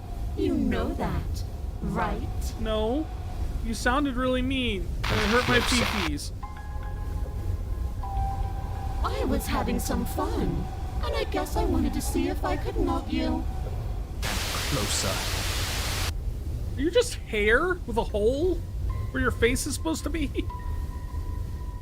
Watching over me forever?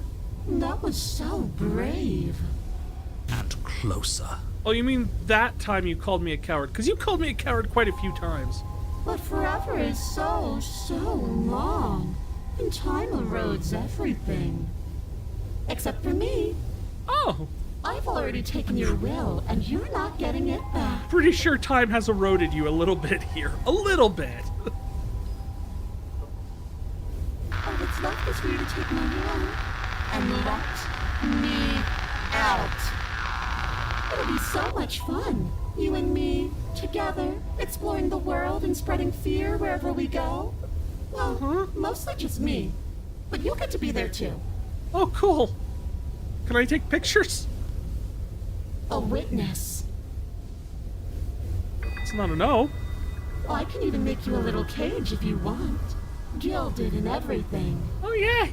Could there be pillows in it? And a little thing of alpha pellets? Now don't pause. Don't try to resist. I've already molded you into what I need. And you lost your power so long ago. Don't bother working yourself into a frenzy to get it back. Do something. Do anything that isn't taking her hand. With what? We don't have the knife. The knife went into the hole. She came out of the hole.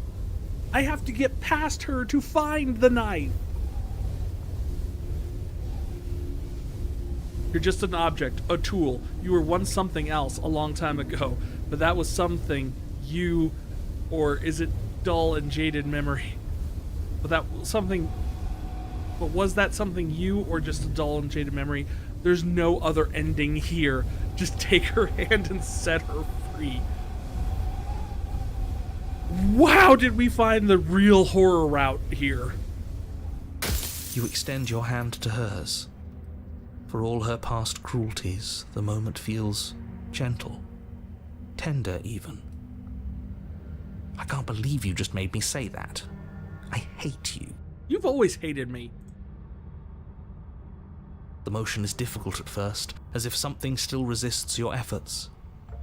But then that resistance gives way, and it's over.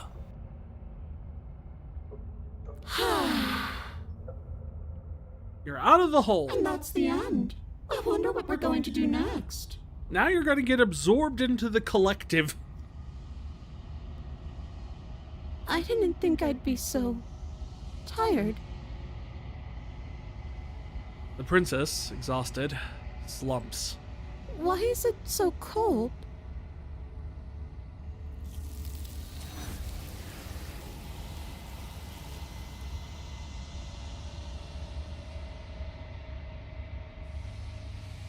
You do not get a chance to respond, nor will you ever. It's time to leave. Memory returns. She's gone. Well, yeah. Yeah. I can finally think again. Almost. Forget that you guys can't ever remember this part. That mirror's back. Yep, hero. What does that mean for us? I'm sure it'll be whisked away just like her. No, but you'll be. Maybe it won't be gone. Things are different now, aren't they? Doesn't seem like there's much else to do here. Finally, we can smash it. Yeah. Oh, will you stop with the smashing? What do we say, boys? One last vain attempt to look at ourselves. This might possibly be the last time we get to do this for the Yeah. playthrough. I think I'd like that. That was the last vessel she needed. Seems we've got a majority. All that's left is to give it a look.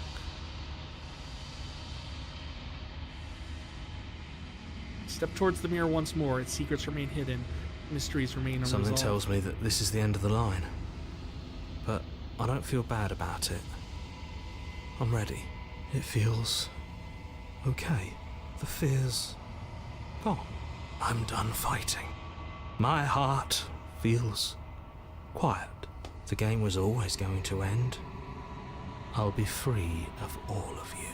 Oh, Cold, don't be like I'm that. ready for the truth. Wow, that's saying something, skeptic. I'm ready to sleep. I'm just ready to be anywhere that isn't here. Boys, it's been an honor.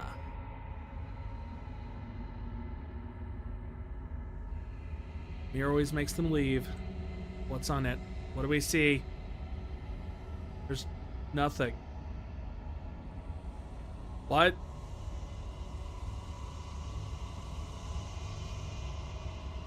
There's a bird. There's a bird from front. There's a bird face. That isn't right. You can't be nothing. You refocus your gaze, you see it. Figure. Faint. Veiled in shadow, just beyond the reflection. That's a raven. I think you know what I am. What? Narrator? The heck?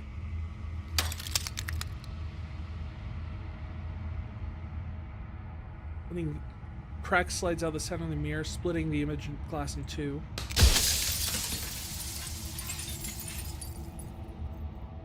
Another crack forms in another, turning the mirror to jagged shards of broken glass.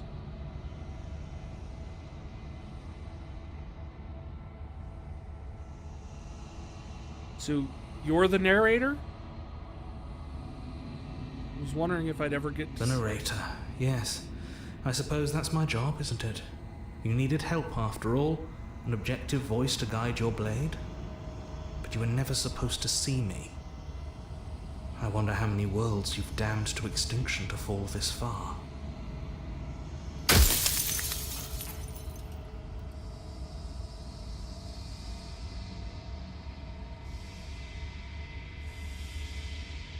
Let's see here. What are you? Are you something like me? If you're not me, what are you? I have so many questions for you. Does it hurt when pieces of you break off like that? I'm sorry, I don't want to destroy you. Will it help if I look away and stop asking questions? Every time I ask you something, a piece of you breaks. Are you a part of me, or are you something else?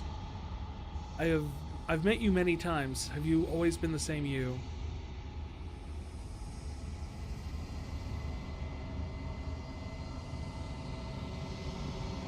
What are you? Oh, I'm nothing like you. Oh? I'm an echo. Likely one of many. Somebody made you, after all, and I'm what's left of him. Not that I'm the only one who can make that claim. I'm sure you've met many others like me. Ooh. Others like you. You've said something like that before. Has every narrator been different? Of course. That is by both necessity and design. It's got sharp teeth. This construct you're in exists in many places at once. Anytime you failed, anytime you thought yourself dead, it would restart and shunt both your consciousness and hers into another world. Okay. So, every world has us in it. But whenever we die... Interesting enough, anytime you failed us, anytime we thought we were dead, it would restart and shunt both of your consciences, your conscious and hers, into another world. So it didn't do it if her conscious, was dead or anything like that. Only if we failed or died would it throw both of us. So that's that solipsistic idea that we had talked about. But you'll be awake soon. And then it won't be able to work like that anymore.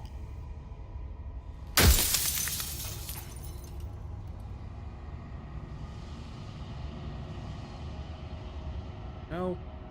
After everything you've done...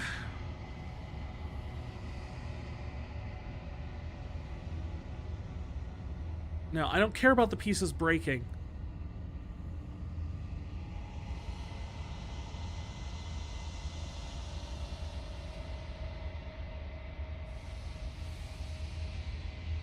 what is the princess? Did you make her too? She is the shifting mound, the ebb and flow, the capacity to change. She is transformation, or most of it. Her nature is why I had to die, for she becomes that which others perceive her to be. But an echo can't perceive things, not in the way that people can. So she essentially becomes whatever people perceive of her.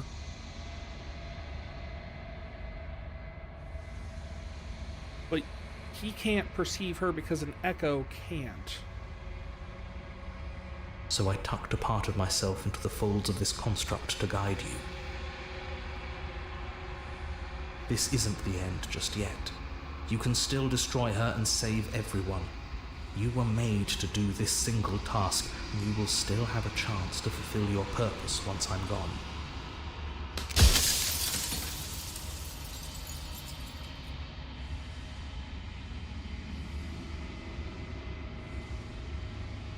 Let's see. If I destroy her, won't I be alone? Why would you want me to destroy the concept of transformation?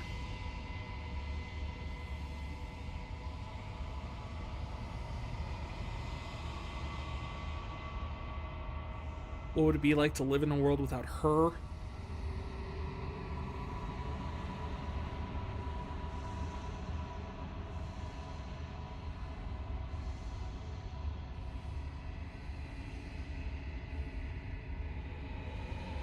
And what is my true identity? You're the long quiet, the god I made to rid the world of death. So you created me, I am the long quiet, so I am the thing that has been imprisoning her.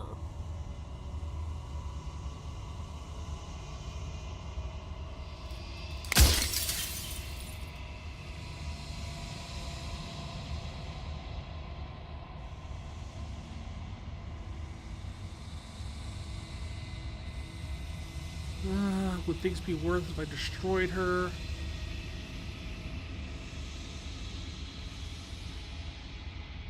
I don't want to ask questions about me being a god. I want.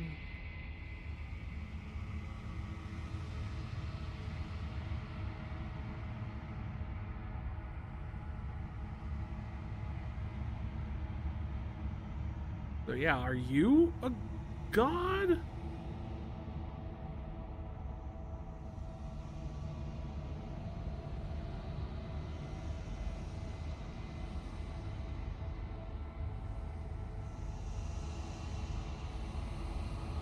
People out there beyond the walls of the construct, why would you want to rid the world of death? I'm pretty sure death is good, actually. Important, even. If that's your belief, there's nothing I can say to move you. You haven't died. You cannot die. So you can't grasp the abject horror of dying. I suppose that's true. I mean, my brain just kind of teleports.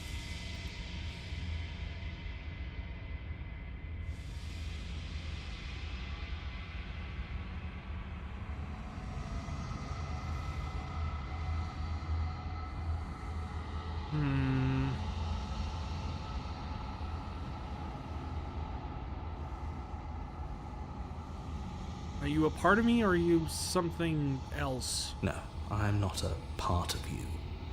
But that's all a matter of perspective, isn't it? I mean, sort of, but also, no? From one vantage point, I must seem wholly foreign, but from another, well, all the versions of me that have existed have collectively heard your every thought and driven your every action. If that isn't being part of you, then what is?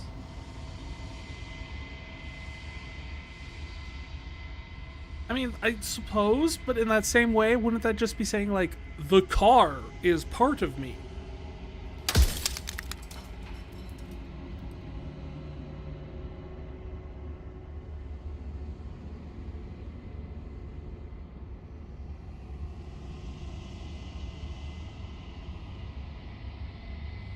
What if neither of us leave this place? How am I supposed to destroy an abstract concept?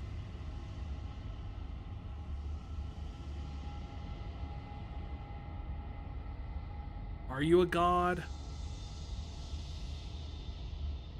Why did you lie to me about the looping? Perhaps they thought that admitting to it would have pushed you to certain realizations that would have made finishing your task impossible. Maybe they were just in denial.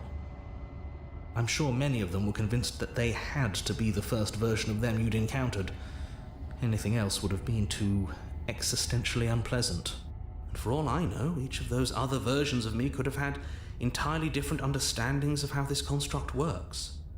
Who's to say which of them are right and which of them are wrong, really? You know, that's actually a fair point, because in that sense, it's you don't know. It's one of those, if you don't have a way of contacting any of your other incarnations across the multiverse, how do you know you're not the first one? And in that case, wouldn't it just be safer to act like you were? Except for me. I can tell you for a fact that I'm right. Oh, yeah, you. Well, it looks like I get like 3 questions left.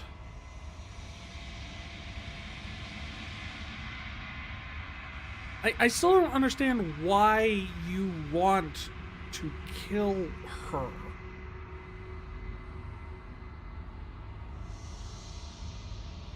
Like, if she's capable of transforming into whatever, can I just turn her into something small?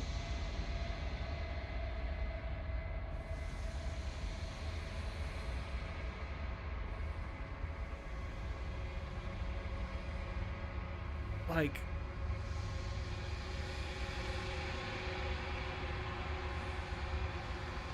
what would it be like to live in a world without her? Burdenless. An eternal pattern of forgetfulness leading into the joys of rediscovery. Everyone will be with the ones they love. No more fear. No more howling chaos. Just life. Forever. Oh! So you mean like your happy ending? I remember the happy ending. You just sit here in the void and stare at a wall for all eternity happy ending. That's what you're talking about as the good ending for the world if we get rid of her. Because she is whatever, she is transformation, she is chaos. But chaos, while it is destructive, is equally aspirational for creating life, creating art, creating everything that fills the world with interesting, diverse sights and wonders. Double-edged sword. And I get that that also brings with it pain and suffering, but dang, man, that's... There's a cruel irony to it all. The only way I could share my dream with the world was to never be able to see it for myself.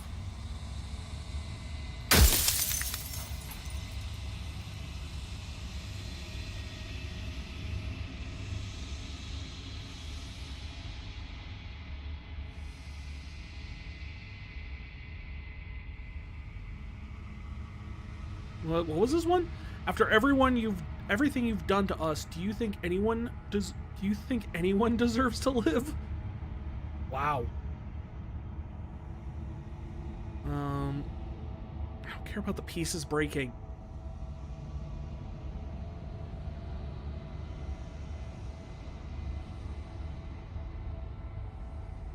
Why would you make her a princess?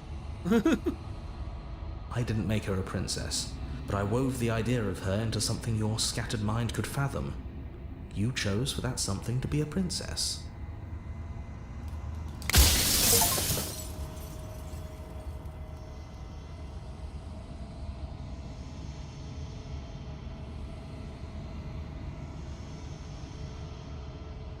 I haven't decided what I'm going to do yet. Say nothing and just watch him end. So I finally get to kill the narrator.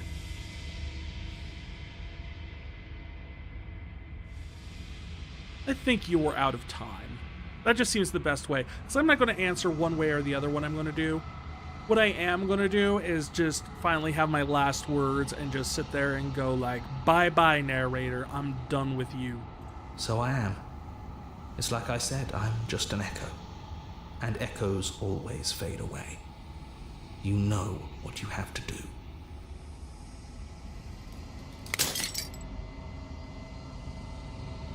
As the final fragment of the glass shatters, you see yourself with newfound clarity. The narrator was right. You are the Long Quiet, a vast and nascent god. It is time for you to wake up. All of this is you. Proceed in the cabin last time. When you arrive at the heart of things, there is no final vessel for you to bear witness to. There is nothing for you to find. Is this all her hair? Is this all going to be her? Oh no!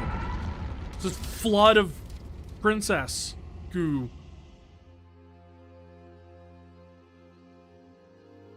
I can finally see you, and you can finally see me.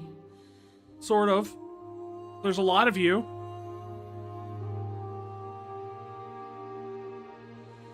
Why am I suddenly reminded of the end of Evangelion? It's been so long, and my heart has ached for this moment. I've missed you dearly.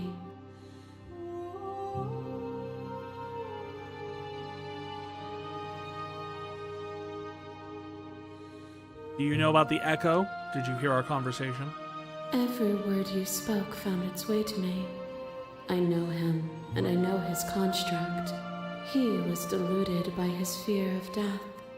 Pay him no mind. I'm the Long Quiet, but I don't know what that means. Names are their attempts to capture that which cannot be captured. They call me the Shifting Mound, a pale imitation of what I actually am. Okay. So, what happens now? Ever the passive player, always reacting and never acting. But it's woven into your nature, isn't it? When the Echo spun us from one into two, he gave you a choice and me a role to play. I am not death, but I contain it in my multitudes. Right. Death is just an aspect of what you manifest as a force of chaos. So, will you attempt to destroy me and bring about a world devoid of death and the possibility of meaning? Or will you open the final doors to our liberation?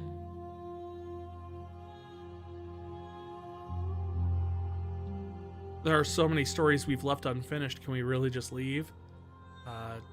Don't you have a say in all this? Why is this falling to me? Let's talk this through. I still have many questions to answer. If I let you out, an entire world ends for good. If you were always going to become this, then what was the point of me doing anything? Did it even matter what roads I walked? There has to be another way. It can't just come down to either me destroying you or letting you out. Slay the princess! I think it's time for us to leave this place, but I don't know how to leave or where to go. Let's ask some questions first, shall we? Can we really just leave with all the stories left untold? Even as your eyes begin to open, you still hold on to the notions of is and is not, of beginning and end, pitch black islands in the blinding light of the infinite. There is nothing to resolve, nothing restraining us but us. That's a very poetic way of essentially saying your mind, our minds as people, actually in general, are not really capable of comprehending the idea of infinity. Like, we have it as an abstract, sure, we can understand something that without beginning or end, but there's no way to actually picture or wrap our heads around that concept, because it's just not something we're wired to be able to understand. We have to abstract it in order to understand the concept. And that's essentially what she's saying here, is like, you're struggling with the idea of the fact that we are infinite. There are no stories that begin or end, or there's nothing left untold. Everything will be told. We are endless.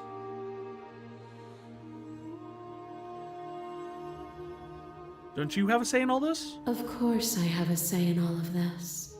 You and I share reflections of each other's burdens, just as you and I share reflections of each other's gifts. If we didn't, the winding paths that brought us here wouldn't have been full of strife and conflict. Okay. I still have questions. My very nature is paradox, as is yours. You cannot use words to grasp at things that are beyond their reach, and you cannot rationalize that which defies logic. That's fair. But violence and passion are dances that both of us know well. If this is what it takes to enlighten you, then so be it. What? What are we...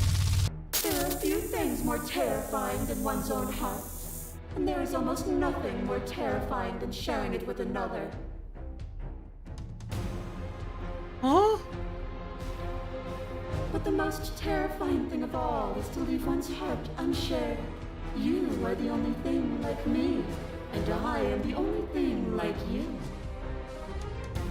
Could you bear the weight of an eternity alone? Do you dare to shape a reality of solitude and thrust it on creation?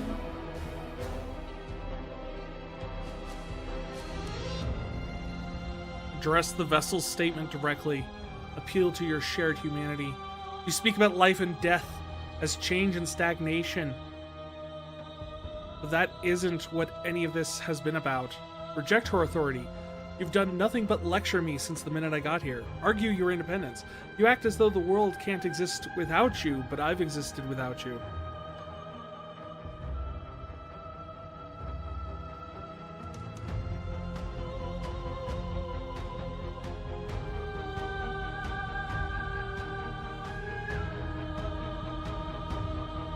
Let's see. Share myself. Thank you for sharing yourself with me. I don't need to share myself with anyone. I wish I could share my heart with you. You showed me your heart to break me. It was a terrible thing to do. If that is what it takes to rid the world of suffering, I would bear the solitude.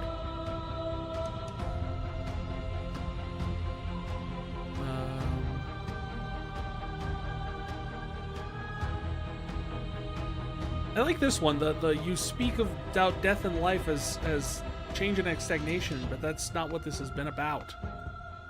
Oh, is it not? Perhaps you can enlighten me. What are we getting now? A shiver passes through you as unseen Oh, fingers dance ghost across your girls. skin. They remember the violence you inflicted on them, and yet they don't return it. That's right. They remember the violence you inflicted on them. Return it.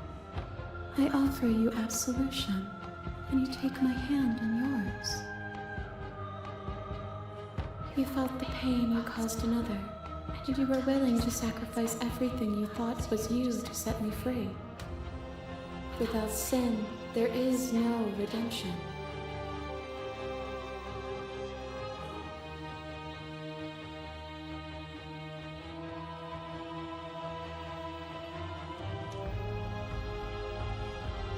But without redemption, there can be no sin. I don't know about that.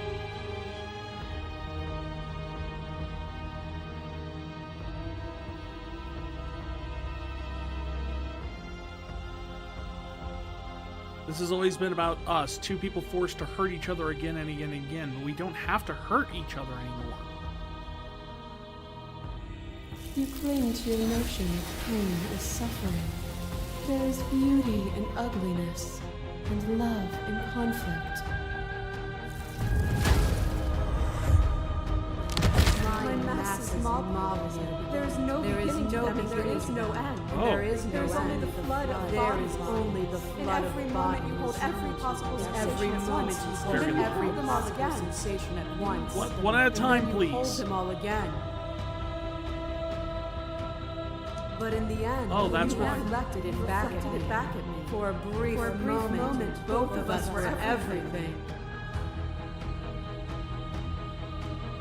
We can be everything again. We can weave a beautiful and endless song. Well, then why does there have to be suffering to create that song? I saw every version of us across every reality, and not every reality had you drawing breath. Even then, the world doesn't need you.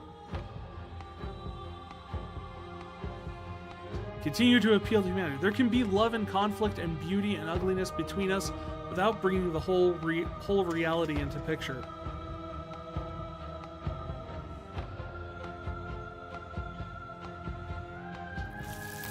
We are the whole of reality. No, we are aspects of reality. Your lever drives a stake into your body, and another, and another, and another. Do I miss your heart because I can't stand to see it go? But the stakes meant nothing to you. You had a desire, and you set that desire free. You lifting me and me lifting you. Forever and ever and ever. Consumed by true belief, there was nothing that could hold us back.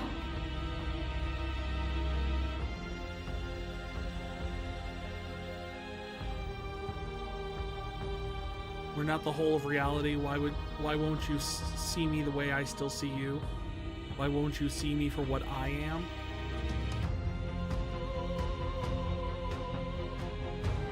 I'm gonna just keep appealing to this, because this seems like going down the path that really kind of works for me. Like, this seems to, like, really reflect how I view it. Like, look, we can be... There is a third option here, essentially. I could ask you the same.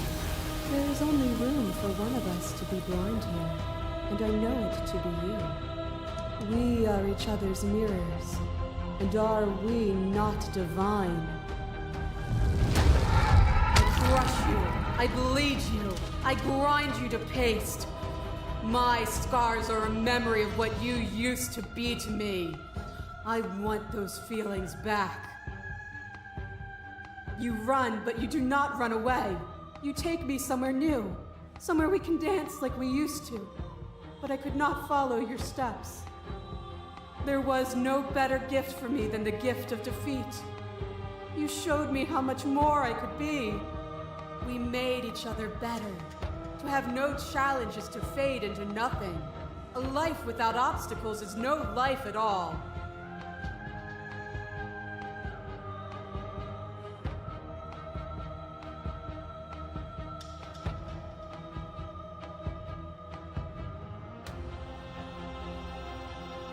Continue to appeal. This doesn't have to be so big. You can come back down to my level. You can come back to me.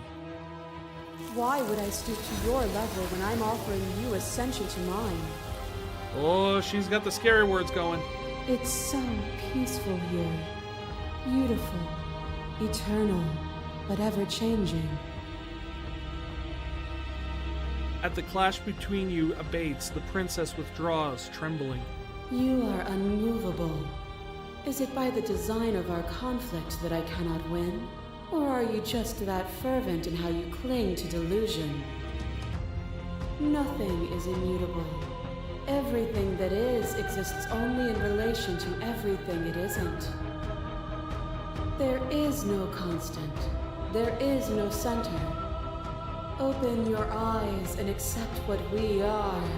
We can leave this prison together. It's easy to believe in the things you believe when you sit above it all. But what do you think happens if we leave here? It is from my vantage point that I can see the totality of truth. There is never seeing the totality of anything from any vantage point. A vantage point, by its very nature, implies the fact that you will not see everything.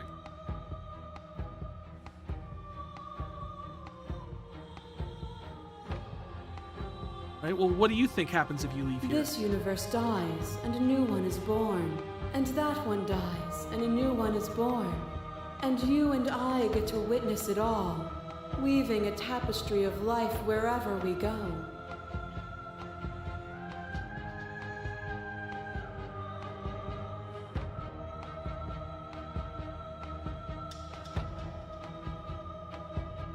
So let's see, what are my options? We're done with exploring. We can't ask any more questions or kind of move forward. We have to make a decision at this point. So I could say, okay, I'm ready to leave. I never wanted to fight you, but how do we leave? I can't let that happen. I can't let everything die, slave the princess. I have to fight for a better world. I'm so sorry, slay the princess. You are cruelty itself. I cannot let you exist, slay the princess. I don't know what the answer is, but there has to be something else. It cannot be this. I won't kill you, but I won't let you free. You've done everything you can to make me understand your perspective, but you keep dismissing mine. If you think you can change me, then I must be able to change you. That actually is a very good argument, because she keeps emphasizing that we are mirrors of each other. So if she thinks she can change me, then logically I should be able to change her as well. I mean, by her own argument, there is no center, there is etc, etc, etc. By that argument, I am everything that she is not, and she is everything that I am not. What I offer you is not perspective. It is truth. Whatever you're trying to do right now, you don't have to do it alone. Oh, hey, hero.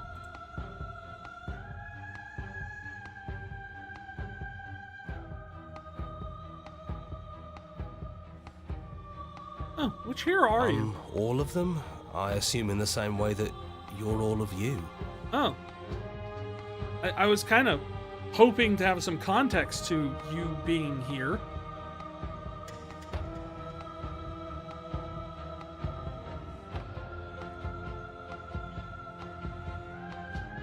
Alright, you have... It is good to hear you, hero. It's good to be here. Kind of curious what your whole deal is. Seems like you've been doing all right on your own, but she's too many things at once out here. If you want to get through to her, you need some way to get past all that divine confidence. There's still a piece of me nestled close to where it all began. I can take you there. I can take you to her heart. Okay. It's time to resume our dance. She's relentless, isn't she? Let's make this quick. Are you ready? I'm ready. Then let's go. Oh, we're the doodles.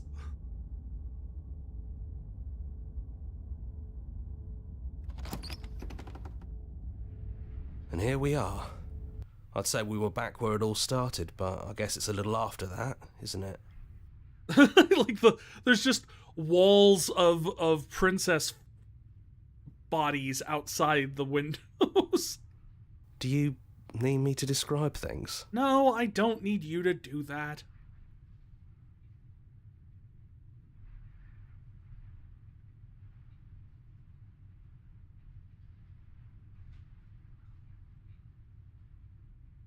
No blade it is. I'm not sure what we'll be able to do without it, but your judgment has gotten us this far. Look, my emphasis is I believe there is a third path, and taking the blade with us is just not going to help us in that regard. Stairs. Do you remember the first time we were here? The first time we heard her voice? Yeah, you said she was threatening. Have you figured out what you want to do yet, or are you going to keep trying to find a center that doesn't exist? Well, you know, maybe a little both. It sounded just like that. A little sharp, a little menacing. Only she didn't know us. And down we go. We shouldn't keep her waiting.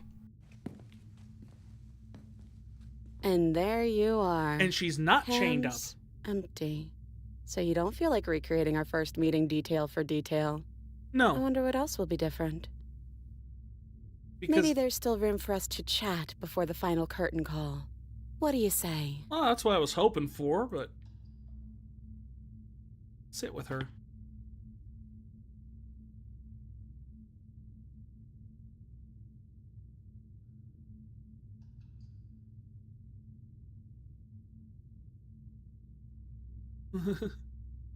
Let's see. It's so good to finally see you again. I'm sorry for all the times I've hurt you. I don't think I want to be a god. That's not really necessarily my point of view. Are you the same as you are out there? Which princess are you? You look like you did the first time we met. Is this real you? But now we're here at the end of everything. You finally telling me your name? None of us was really fair for either of us, was it? What do you think of her? What she wanted us to be? I actually do want to ask her what her name is. I never had one. And do not call me the Shifting Mound. It's too much. But I've always been a princess to you, right? So why don't we stick with that? And as for you, well, hero works for me. But that's me. You know, I think I like that. So that's why hero is, because at the end of the day, we, just us, you know, the long quiet or whatever, was the hero.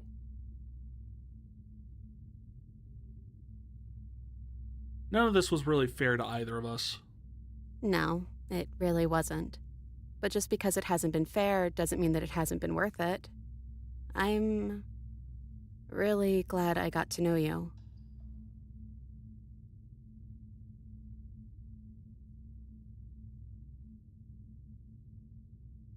I am sorry for all the times I've hurt you.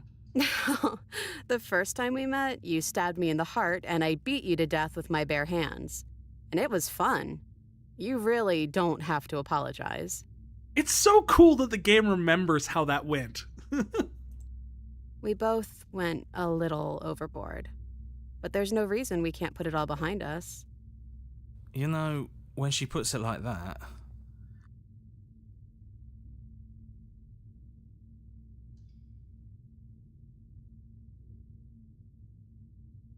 What do you think of her, what she wanted us to be? I don't think she's the sort of thing you can really disagree with. It doesn't matter if she's right or wrong because she exists. She's this big, unrelenting force, and there's no arguing with her. But I guess that was the question out there, wasn't it? And it was the question before you came down here, too. Should she get to exist? I'm not arguing she shouldn't exist. I'm asking her to dial it back down to like a 6. That's all. That's all I'm asking. I'm glad you didn't bring that knife with you. I wasn't going to do that.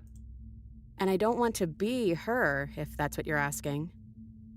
I think I just want to be me. Yeah, I'm happy not to be everything. Just being us is plenty. Well, now that we're talking about it, maybe gods isn't what we need. I actually have explored that quite a bit in my own D&D campaigns, is the fact that, like, the idea is gods are great, but they are incredibly blunt tools to deal with screwdriver level it's like having a hammer to solve the problem you need a screwdriver for.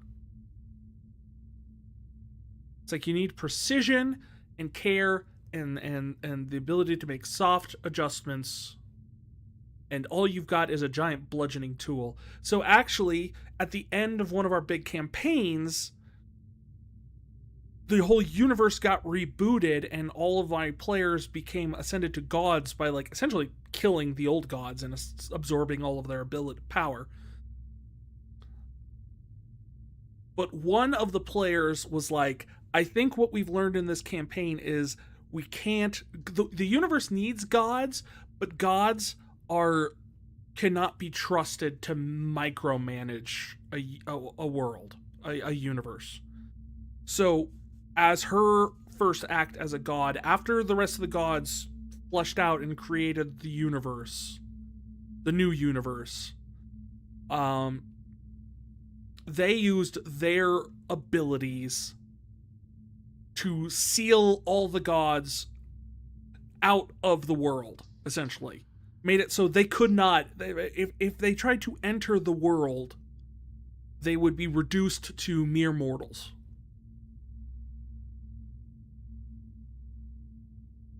So they couldn't directly meddle with the world. And that wasn't my choice. That wasn't even my idea. She came up with that on her own, and I was really happy with it because that really kind of struck the chord of like the message I was trying to send with the gods, is that gods are very heavy-handed type of things. So I think I don't want to be a god. Doesn't matter what we call ourselves. It's just another label, and I don't think labels have ever helped us. All they do is cram us into boxes where we don't fit. True. Just like this cabin.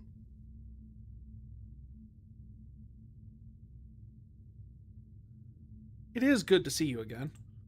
Right back at you. In a way, it hasn't been much time at all, but it feels like it's been forever since I've seen you. Thanks for coming back.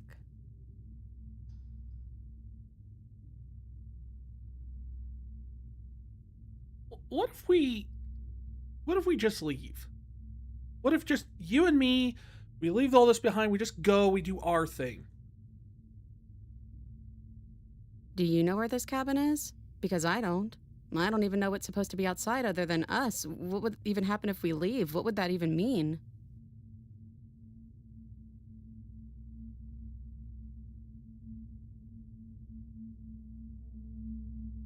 Let's see, I could take her hand in mine. First of all, yes, I'm doing that.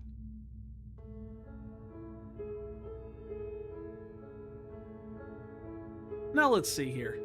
I don't know, but I've always wanted to just leave with you. I just didn't like being a god.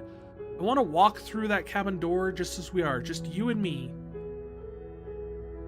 Not knowing what it means is why I want it. We knew everything out there, but we don't know this. I want to know this. It doesn't matter what happens or what it means. What matters is that we'll be leaving together, and that's all I want. Definitely 1 or 3. Really, the god thing is less. I just kind of want us to reach a point where we're not like, everything has to be our way, blah, blah, blah. You know what? Yeah, I want that too. I think I'm gonna stay right here. Whatever you're doing right now, wherever you're going, it feels like it's for just the two of you. Aw, thanks, hero. Thanks for everything, Don't mention hero. it. Thanks for making all the hard choices along the way. Yeah, I know, because, I'm the one with the mouse. Leave with the princess. Hands clasped together, you and the princess leave the basement behind for the last time. It's quiet as you ascend, a comfortable silence filling a space that used to be flooded with violence and words and noisy thoughts.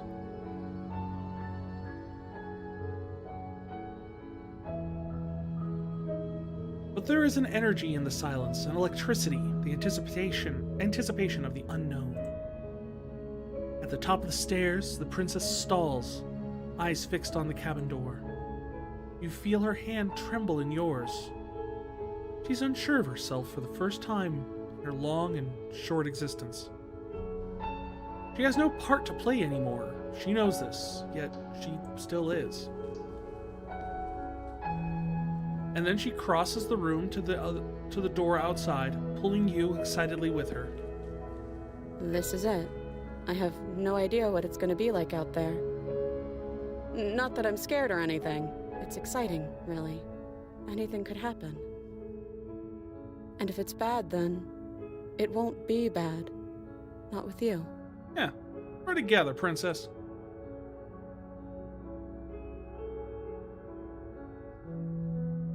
Oh, I could tell her I love her. I'm not ready for that yet. She stabbed me too many times.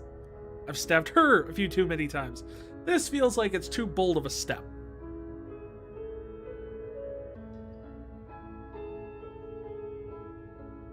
Are you ready?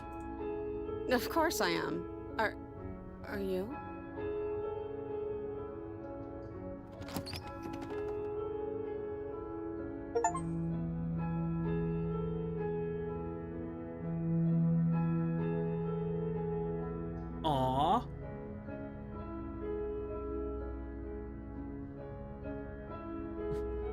So Jonathan Sims did all the voices in my head.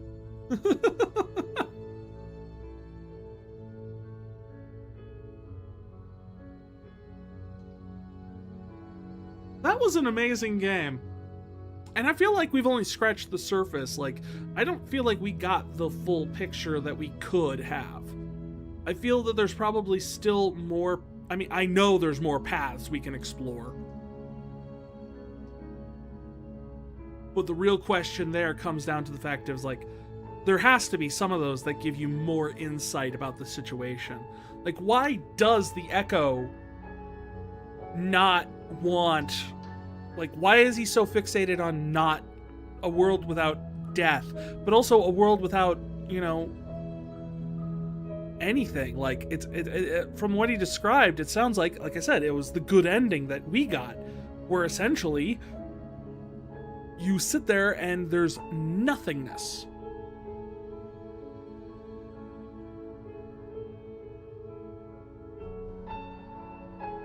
Why did the Echo break us apart? And, like, what was the whole purpose of the grand scheme, I think, is the question. Like, he ripped us apart to try and convince half of us to kill the other half of us, essentially.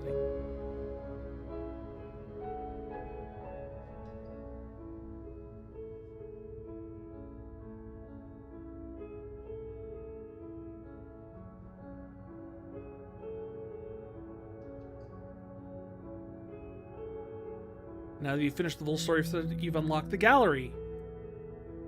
It's full of clues that'll help you find undiscovered vessels and instructions in the Memories tab. Join the Discord, join the mailing list, join the subreddit, follow us somewhere else. Maybe I'll just go to the main menu? Thank you!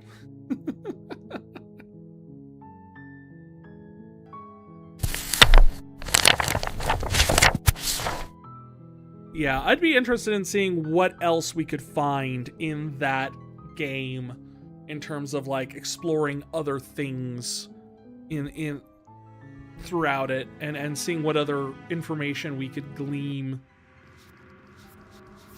Because I'm looking at it right now on this, and we have found maybe a little less than a third of the vessels.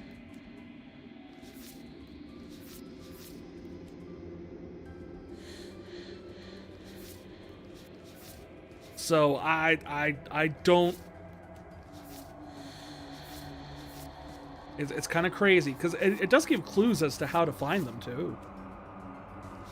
So maybe I'll have to do that. I don't know if we'll do that on stream or if I'll do that in my own time, but it's definitely something fun to kind of explore. Well, you guys let me know. Would you like to see me try and go through and try and find some of the other endings and things like that? We could actually, like, instead of going through it blind, we could go in with a guide and we could just explore the other endings and see what we find. Instead of just, you know, stumbling and hoping we get the right ones. Yeah,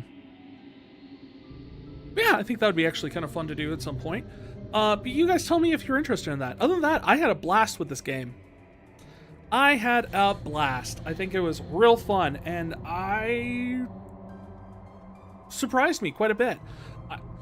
I'm really glad I kept myself in the dark all this time about what it was about and everything like that. I'm actually now kind of curious to go see what other people play it through, but I kind of don't want to do that until I find the rest of the vessels.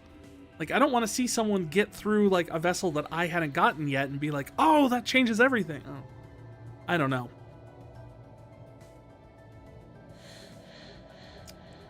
So, that being said, that's going to be it for us tonight. I'm going to be back on Tuesday night with Final Fantasy XIII. We're going to be starting up Chapter 7. Slowly inching our way towards our mission. We're going to be going into Palampolum, which is, if I recall from all those years ago, kind of a catalytic, climactic point in the story. So it should be interesting.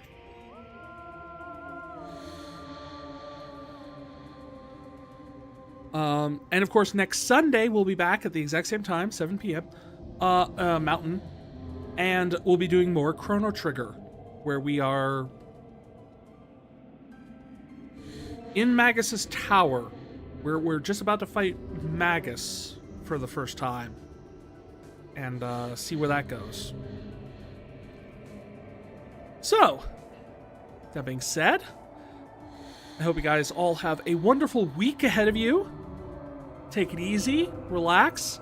If you have some free time, I wholly suggest checking out Summer Games Done Quick, which will be running all week. I'll be checking out, of course, the Silly Block on Thursday. I'll be all around and hanging out during that. Probably live skeeting, I don't know, blue sky posting throughout the Silly Block. So if you want to...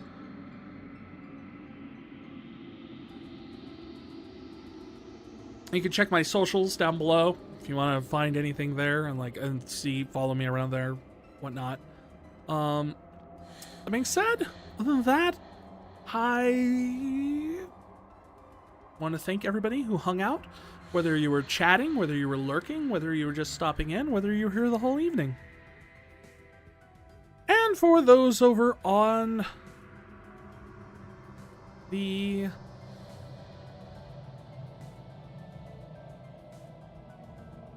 Twitch side of things, we're going to see who we can raid.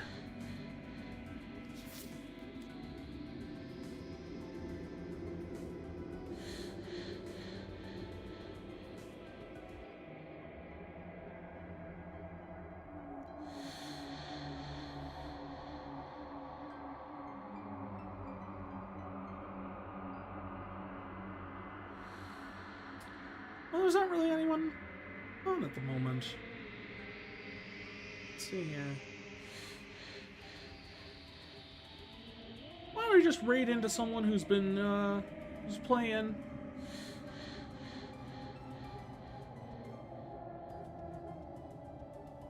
Some more Slay the Princess. We'll just pay them a nice visit.